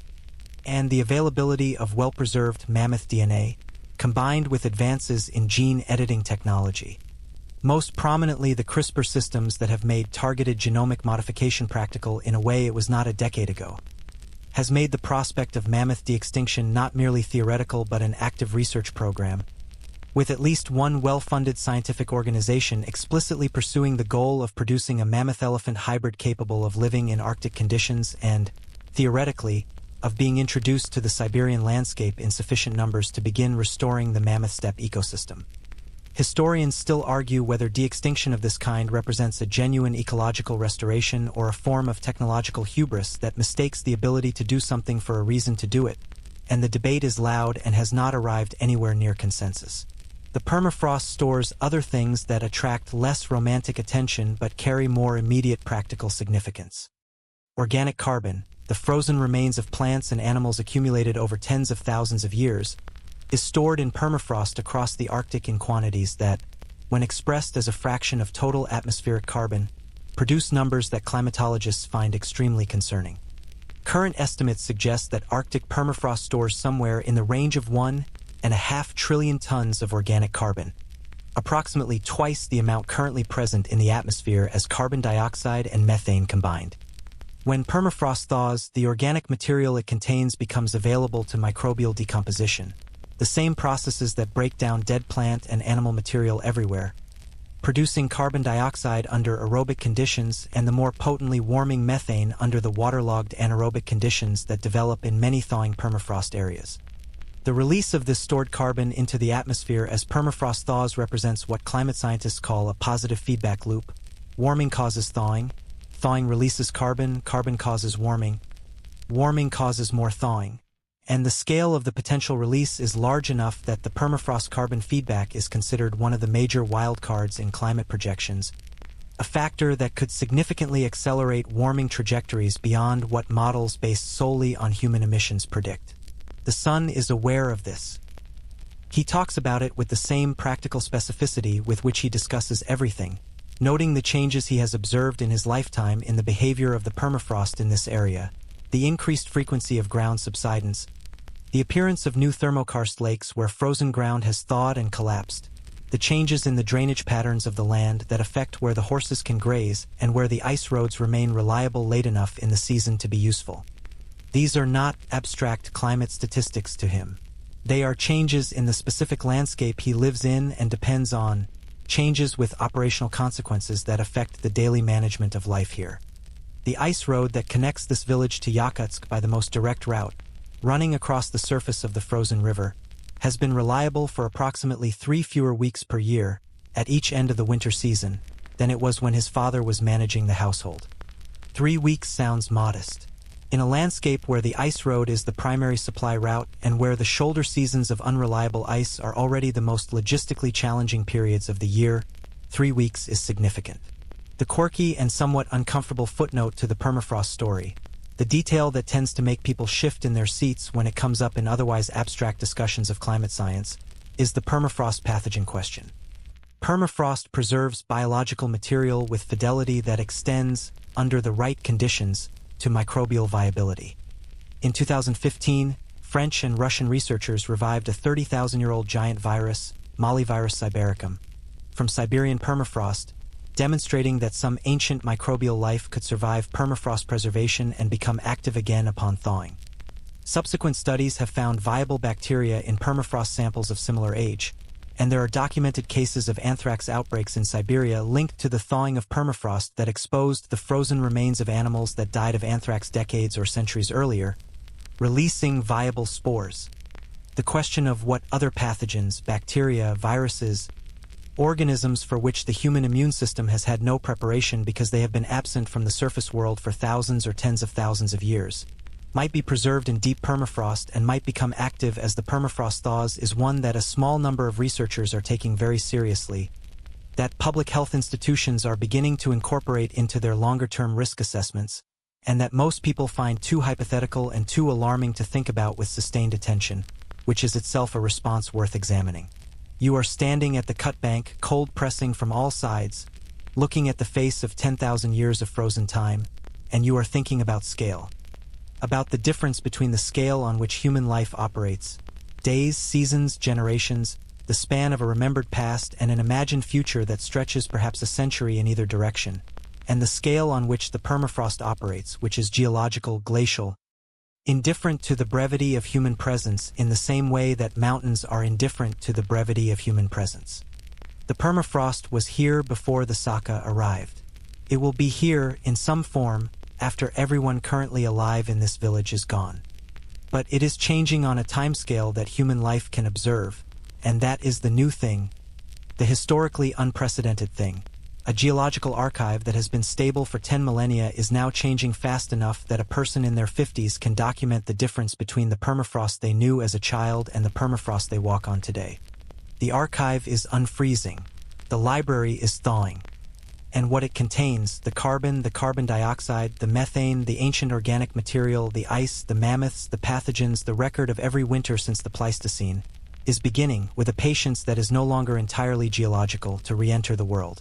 The walk back to the village is into the wind, which has picked up while you were standing at the cut bank, and the temperature with wind chill is something you prefer not to calculate. You walk fast, which is the correct response and which your body has already independently decided upon without consulting your conscious preferences. The village appears out of the ice fog ahead of you, the scatter of lights, the smoke columns, the low wooden buildings holding their warmth against the dark, and it looks, as it has looked each time you have approached it from the outside, like the most welcoming thing you have ever seen. Not because it is grand or beautiful in any way that a photograph would capture, but because it is warm. Because people are in it, and fires are burning in it, and the thick walls and the masonry stoves and the accumulated knowledge of 100 generations of people who figured out how to live here are all doing their work, quietly and effectively, against the cold. You step through the door, through the airlock porch, into the warmth, and you stand for a moment with your back to the closed door and your face tingling as it returns to circulation and the smell of the kitchen reaching you from the far room, and you think about the permafrost beneath your feet, all 300 meters of it frozen and ancient and, just slightly, beginning to change. The alarm you have set is unnecessary. You are awake before it, pulled out of sleep by something that is not a sound exactly but a quality of the dark. A change in the texture of the silence outside. A very faint differentiation in the light coming through the icefern window that your sleeping mind has registered and flagged as significant before your conscious mind has caught up with the assessment. You lie still for a moment, oriented, taking inventory. The stove is burning well. Someone has been up in the night, as someone always is, and the fire is in its steady middle of a good loud voice. neither the energetic crackle of fresh fuel nor the low murmur of coals declining. The house is warm.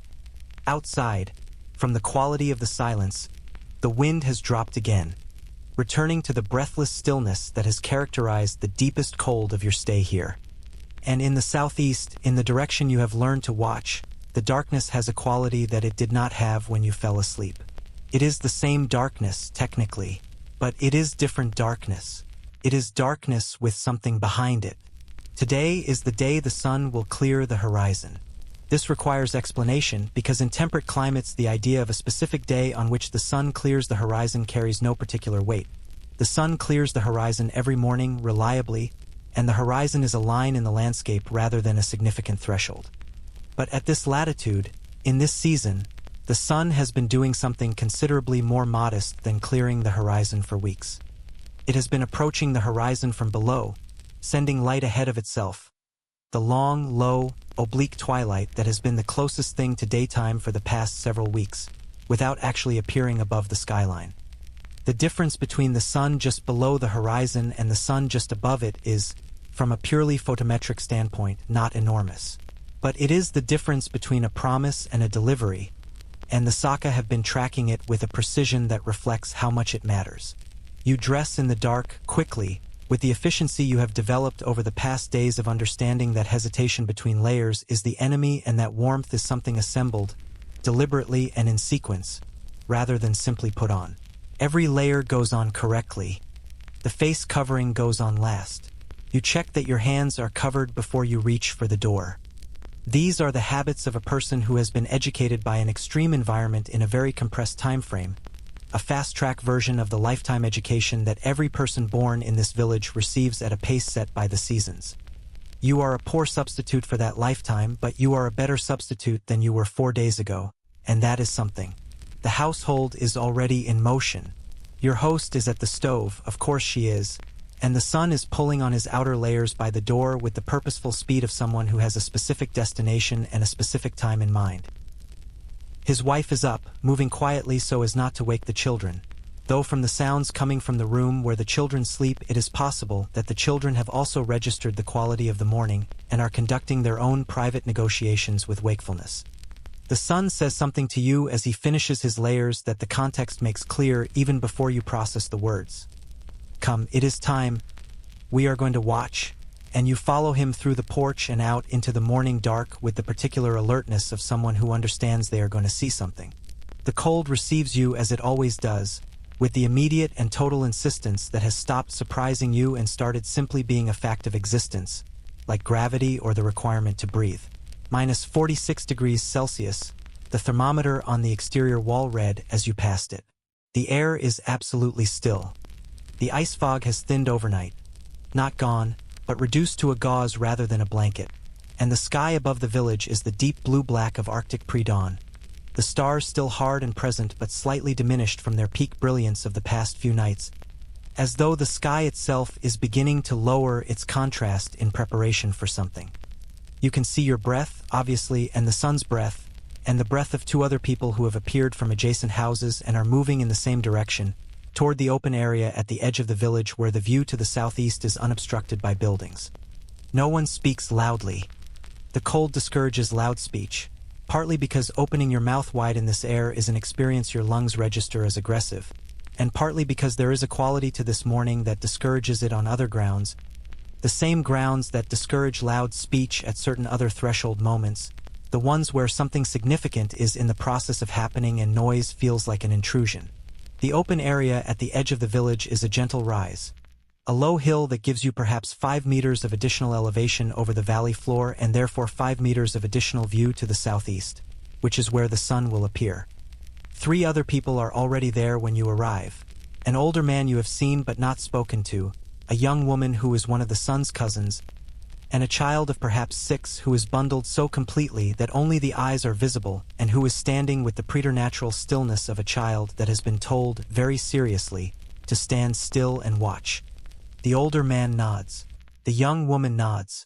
The child's eyes move to you and then back to the horizon with the seriousness of someone who has been given a responsibility. The horizon to the southeast is a dark line of larch forest, the bare-branched trees making a ragged silhouette against the sky above them. And above that silhouette, the sky has begun its transformation. The darkness at the horizon is no longer black. It is deep blue. Above the deep blue is a band of something warmer.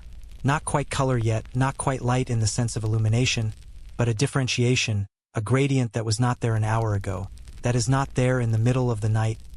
That is the first visible signature of the sun's approach from below the geometry of the curved earth. The gradient is subtle. You would not notice it if you were not looking for it, and you are looking for it with the focused attention of everyone standing on this small cold hill, all of them oriented southeast like a collection of compass needles that have found their north. The sunrise over a Yakutian village in January is not the event that the word sunrise implies to most people. It is not the sun leaping above the horizon in a blaze of orange and gold, filling the landscape with sudden warmth and confident light. It is slow. It is deliberate. It is the most protracted and incremental version of the event that it is possible to experience anywhere on Earth while still qualifying as a sunrise. Because the sun at this latitude in this season crosses the horizon at such a shallow angle, nearly horizontal to the Earth's surface, that what would elsewhere be a vertical motion, a clean crossing from below to above, becomes here a long, low, almost lateral arc along the horizon. The sun barely climbing above the line of the world before it begins its return, as though it has looked at the temperature and decided that a brief appearance is all that can reasonably be expected of it in these conditions. You do not blame it. The light comes first. Before the sun itself appears, before the disk, even the edge of the disk, clears the tops of the larch trees on the horizon, the light it sends ahead of itself transforms the sky in a sequence that takes perhaps 40 minutes from the first distinguishable brightening to the moment of first direct sunlight, and those 40 minutes are not a preamble or a waiting period. They are the event. The deep blue at the horizon shifts through a spectrum of colors that do not exist in the lighting of ordinary life. A particular shade of green gold that appears for perhaps 5 minutes and that you have not seen before and will not see again except at this latitude in this season in these conditions. A color that exists only here, produced by the specific geometry of low-angle light passing through a thick atmosphere heavy with ice crystals, and that has no name in any language you speak because the people who needed to name it named it in Saka and you have not yet learned that word. The sun says the word for you when you gesture at the color and look at him with the expression of someone reaching for a vocabulary they do not have. He says it twice. You cannot reproduce it. You tuck it away as a sound associated with a color associated with a morning that you will carry with you for a long time. The mainstream historical record of Yakutian winter solstice and post-solstice celebrations is extensive and consistent enough to establish that the return of the sun has always been a moment of communal significance in Saka culture, marked by specific rituals, specific foods, specific social behaviors designed to welcome the light back and to ensure, through the correct performance of the welcoming, that it would continue to return, that the compact between the upper world and the middle world, the agreement that the sun represented, would be honored for another cycle. The most important of the light return ceremonies in the traditional calendar occurred not precisely at the winter solstice, which is the astronomical moment of minimum daylight, but at the first full sunrise after the period of complete polar night, the first morning when the sun actually clears the horizon. That first clearing was the real threshold, the visible evidence that the turn had happened, and it was greeted with specific prayers, specific offerings, specific acknowledgments directed to her Ayur Tayon and the other benevolent spirits of the upper world, whose light was literally and cosmologically returning.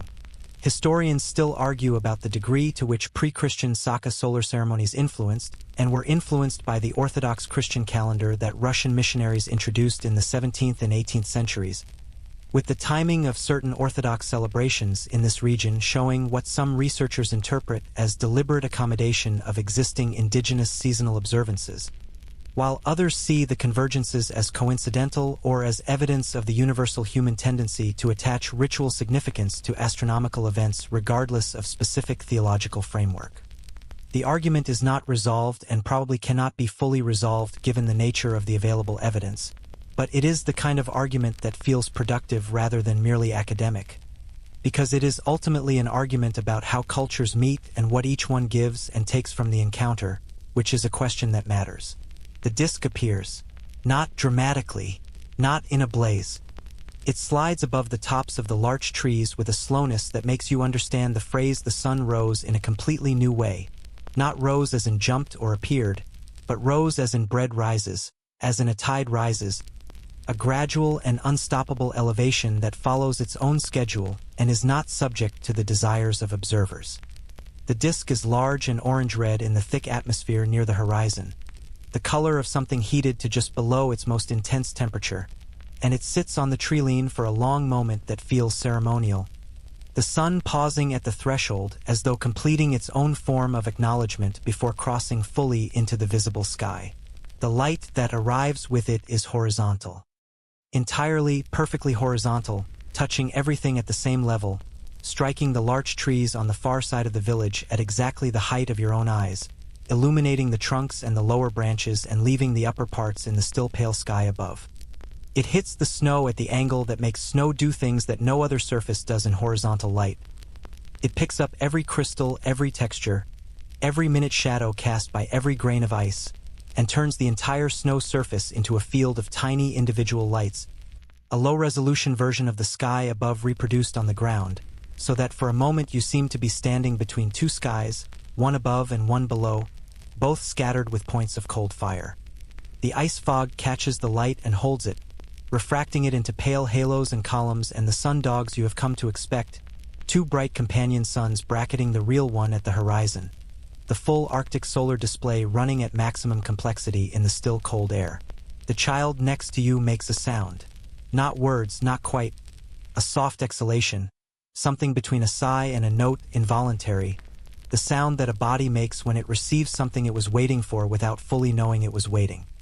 You make the same sound, at approximately the same moment, and the sun glances at you and the corners of his eyes.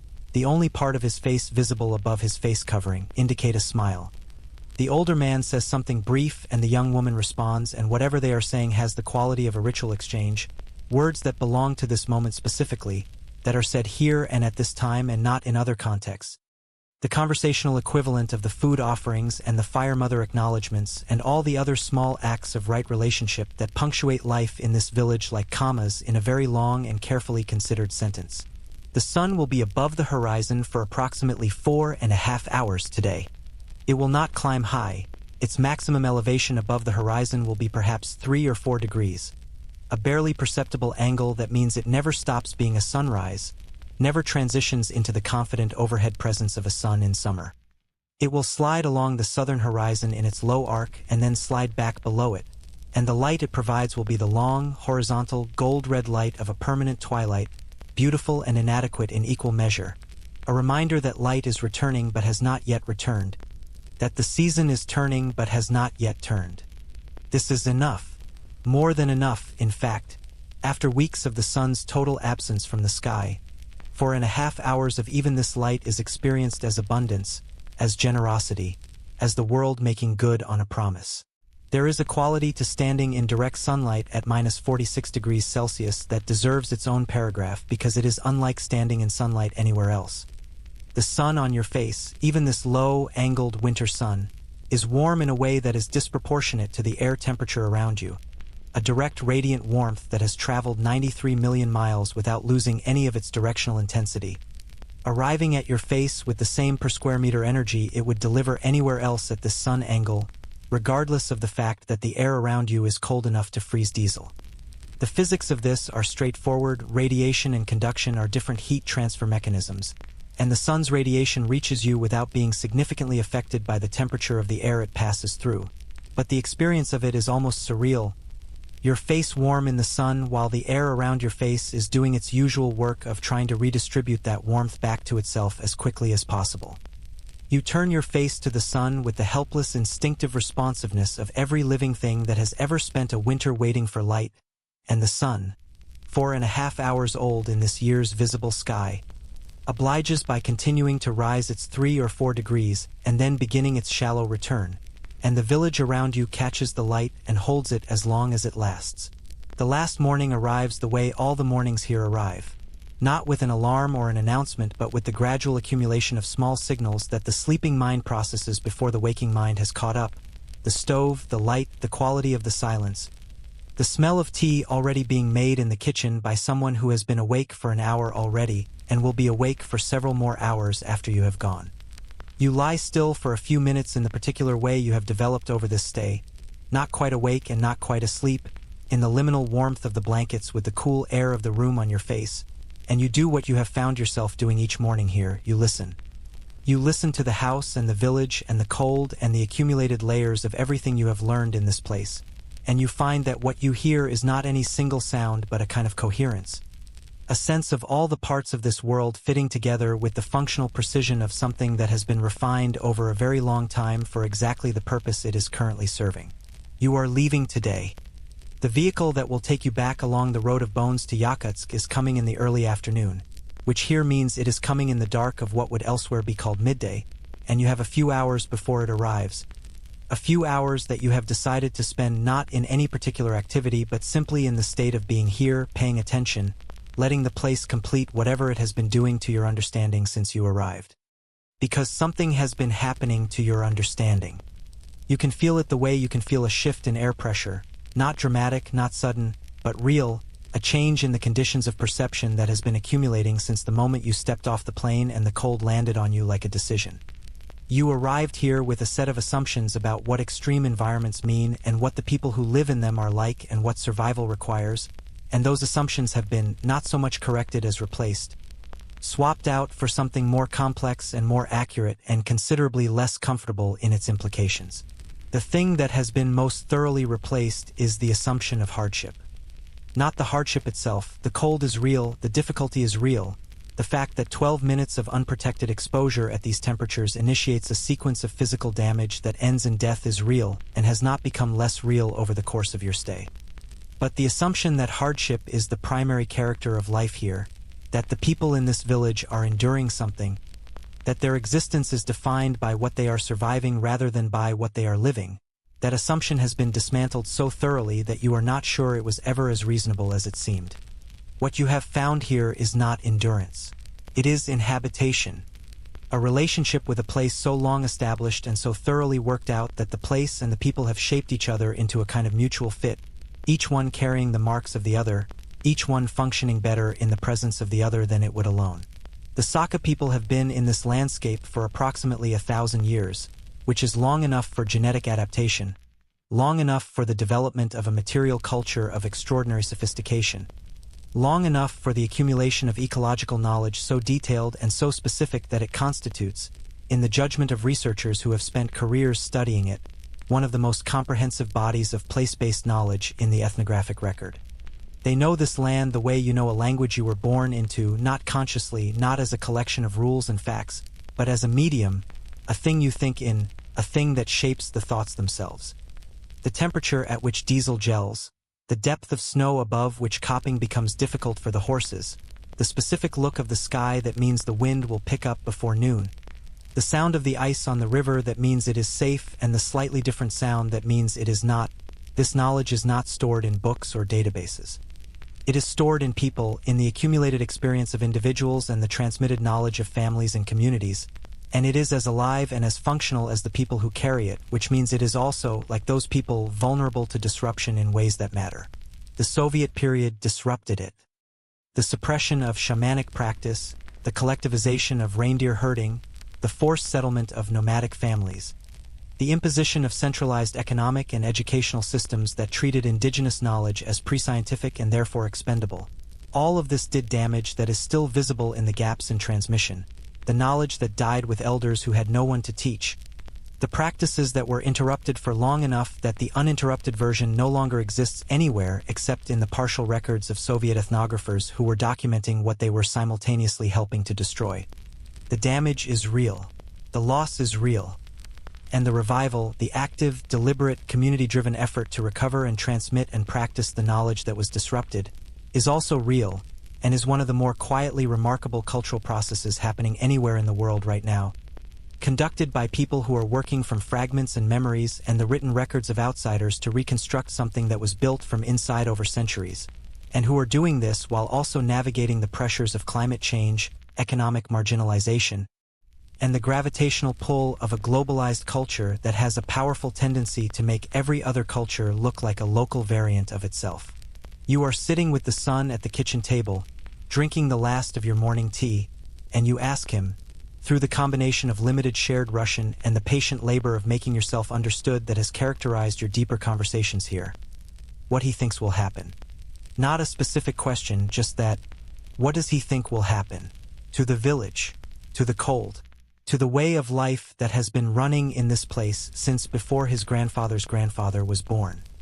He is quiet for a moment in the way that thoughtful people are quiet when they are actually thinking rather than performing the act of thinking for your benefit, and then he says something that the translation renders approximately as, "The cold is our teacher and our protection both.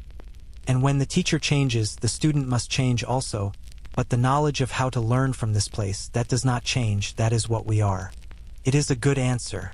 It is a better answer than the question deserved, which is often what happens when you ask genuine questions of people who have thought genuinely about things. You turn it over in your mind while he refills your cup and the stove pops and the house settles around you and the cold outside continues its ancient work, pressing at the walls with the patient enormous pressure of something that has been pressing at walls in this valley for longer than any wall has stood here. What the cold teaches, finally, what all of it teaches, the Stroganina and the masonry stove and the Yakutian horse and Nariungri's account of the spirit world and the permafrost cut bank and the sunrise this morning with the sundogs and the horizontal light and the child's involuntary exhalation, is something about the relationship between constraint and creativity, between limitation and adaptation, between the demands of a place and the responses those demands generate in the people who choose, generation after generation, to stay. Every sophisticated thing you have encountered here, every clever piece of engineering, every nutritional solution, every spiritual framework, every behavioral adaptation, is a response to a constraint. The cold imposed a requirement. The people met it. Then they met it again, slightly differently, slightly better, adjusted for what the previous generation learned. And then again, and again. 1,000 years of iterative problem-solving conducted in one of the most demanding testing environments on the planet, with survival as the evaluation metric and nothing less than that. This is, when you think about it clearly, the basic story of human civilization everywhere and in every period. Constraint generating creativity. Limitation producing ingenuity. The hardest places making the most sophisticated responses. The difference here is that the constraint is so extreme and so immediate and so unignorable that the process is visible in a way it is not in places where the requirements are more moderate and the responses have accumulated over so many generations that they have become invisible, built into infrastructure and institutions and cultural practices so thoroughly that the original problem they were solving has been forgotten. In Yakutia, the problem has not been forgotten. It is outside the door. It is on the thermometer. It is in the ice fog and the frozen river and the permafrost beneath your feet and the quality of the air in your lungs every time you step outside. The problem is present and it is paying attention, and it will not let you become complacent about the solutions, because the solutions require active maintenance, and the moment you stop maintaining them, the problem will remind you, with the directness of something that has no interest in being tactful, that it is still there. There is a mainstream historical observation embedded in this that is worth making explicit. The coldest inhabited places on Earth have consistently been sites of remarkable human innovation, not despite their severity but in direct relationship to it. The technologies developed for Arctic survival, insulation, thermal management, ice architecture, cold-adapted agriculture, cold water navigation, have migrated outward from their points of origin to become foundational elements of broader human technological repertoires. The Yakutian masonry heater principle, as noted, influenced Soviet industrial heating policy. The understanding of permafrost engineering developed by engineers working in Siberia has informed construction in cold regions worldwide. The nutritional science developed by studying Arctic populations has contributed to understanding of human metabolic diversity that has applications far beyond cold climates. The knowledge generated in extreme places has value everywhere, a pattern that should perhaps give us pause when we think about the ongoing disruption of indigenous knowledge systems in cold regions, because what is being lost is not merely culturally significant but practically significant, a resource that the broader human enterprise has been drawing on for a long time without always knowing it. The vehicle arrives earlier than expected, as vehicles in this part of the world tend to do, on the logic that departing while conditions are favorable is preferable to waiting for the scheduled time and finding that conditions have changed in the interim. The son carries your bag out to it with the same efficient affection with which he has managed most of the practical aspects of your stay, and your host comes to the door wrapped in her indoor layers and hands you something.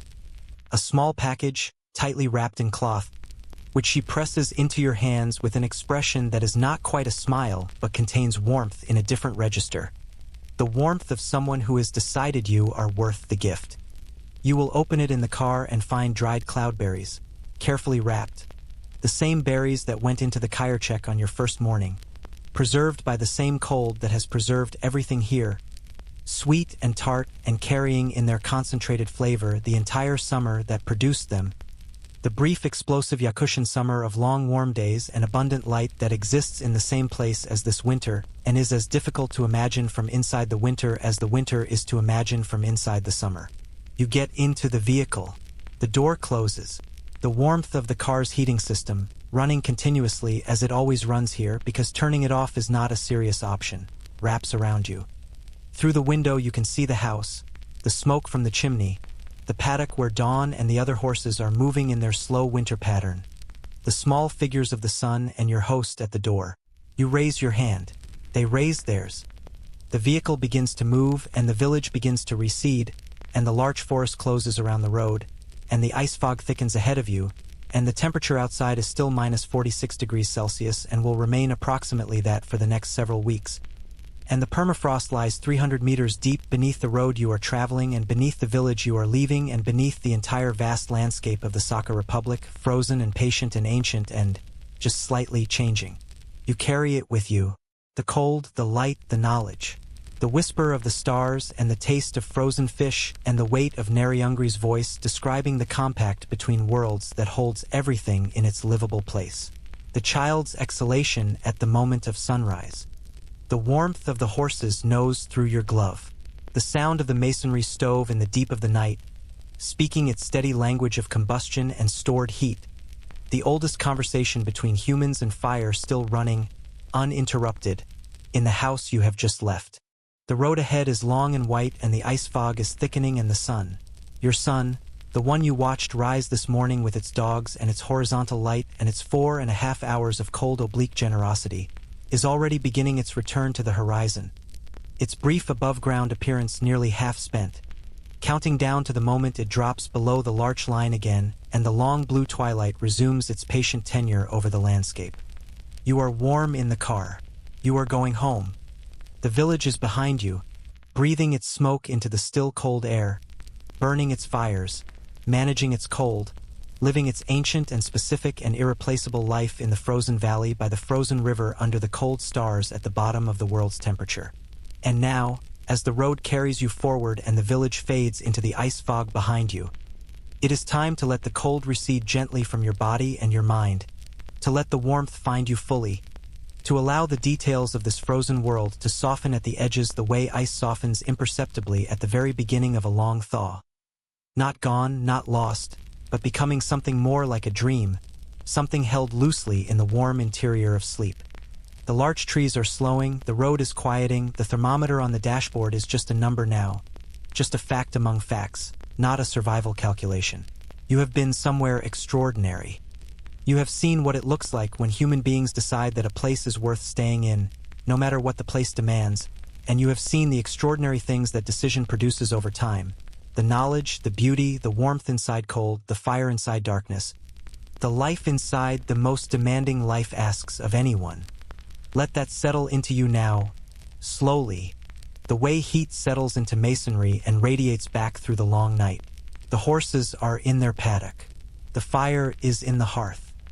The stars, when they come out tonight over the village you have left, will be hard and clear and close, and somewhere below them the ice will breathe its quiet crackle, and the whisper of the stars will move through the still frozen air, and the village will hold its warmth against the dark as it has always held it, as it will continue to hold it, patient and specific and alive, in the cold at the edge of the possible.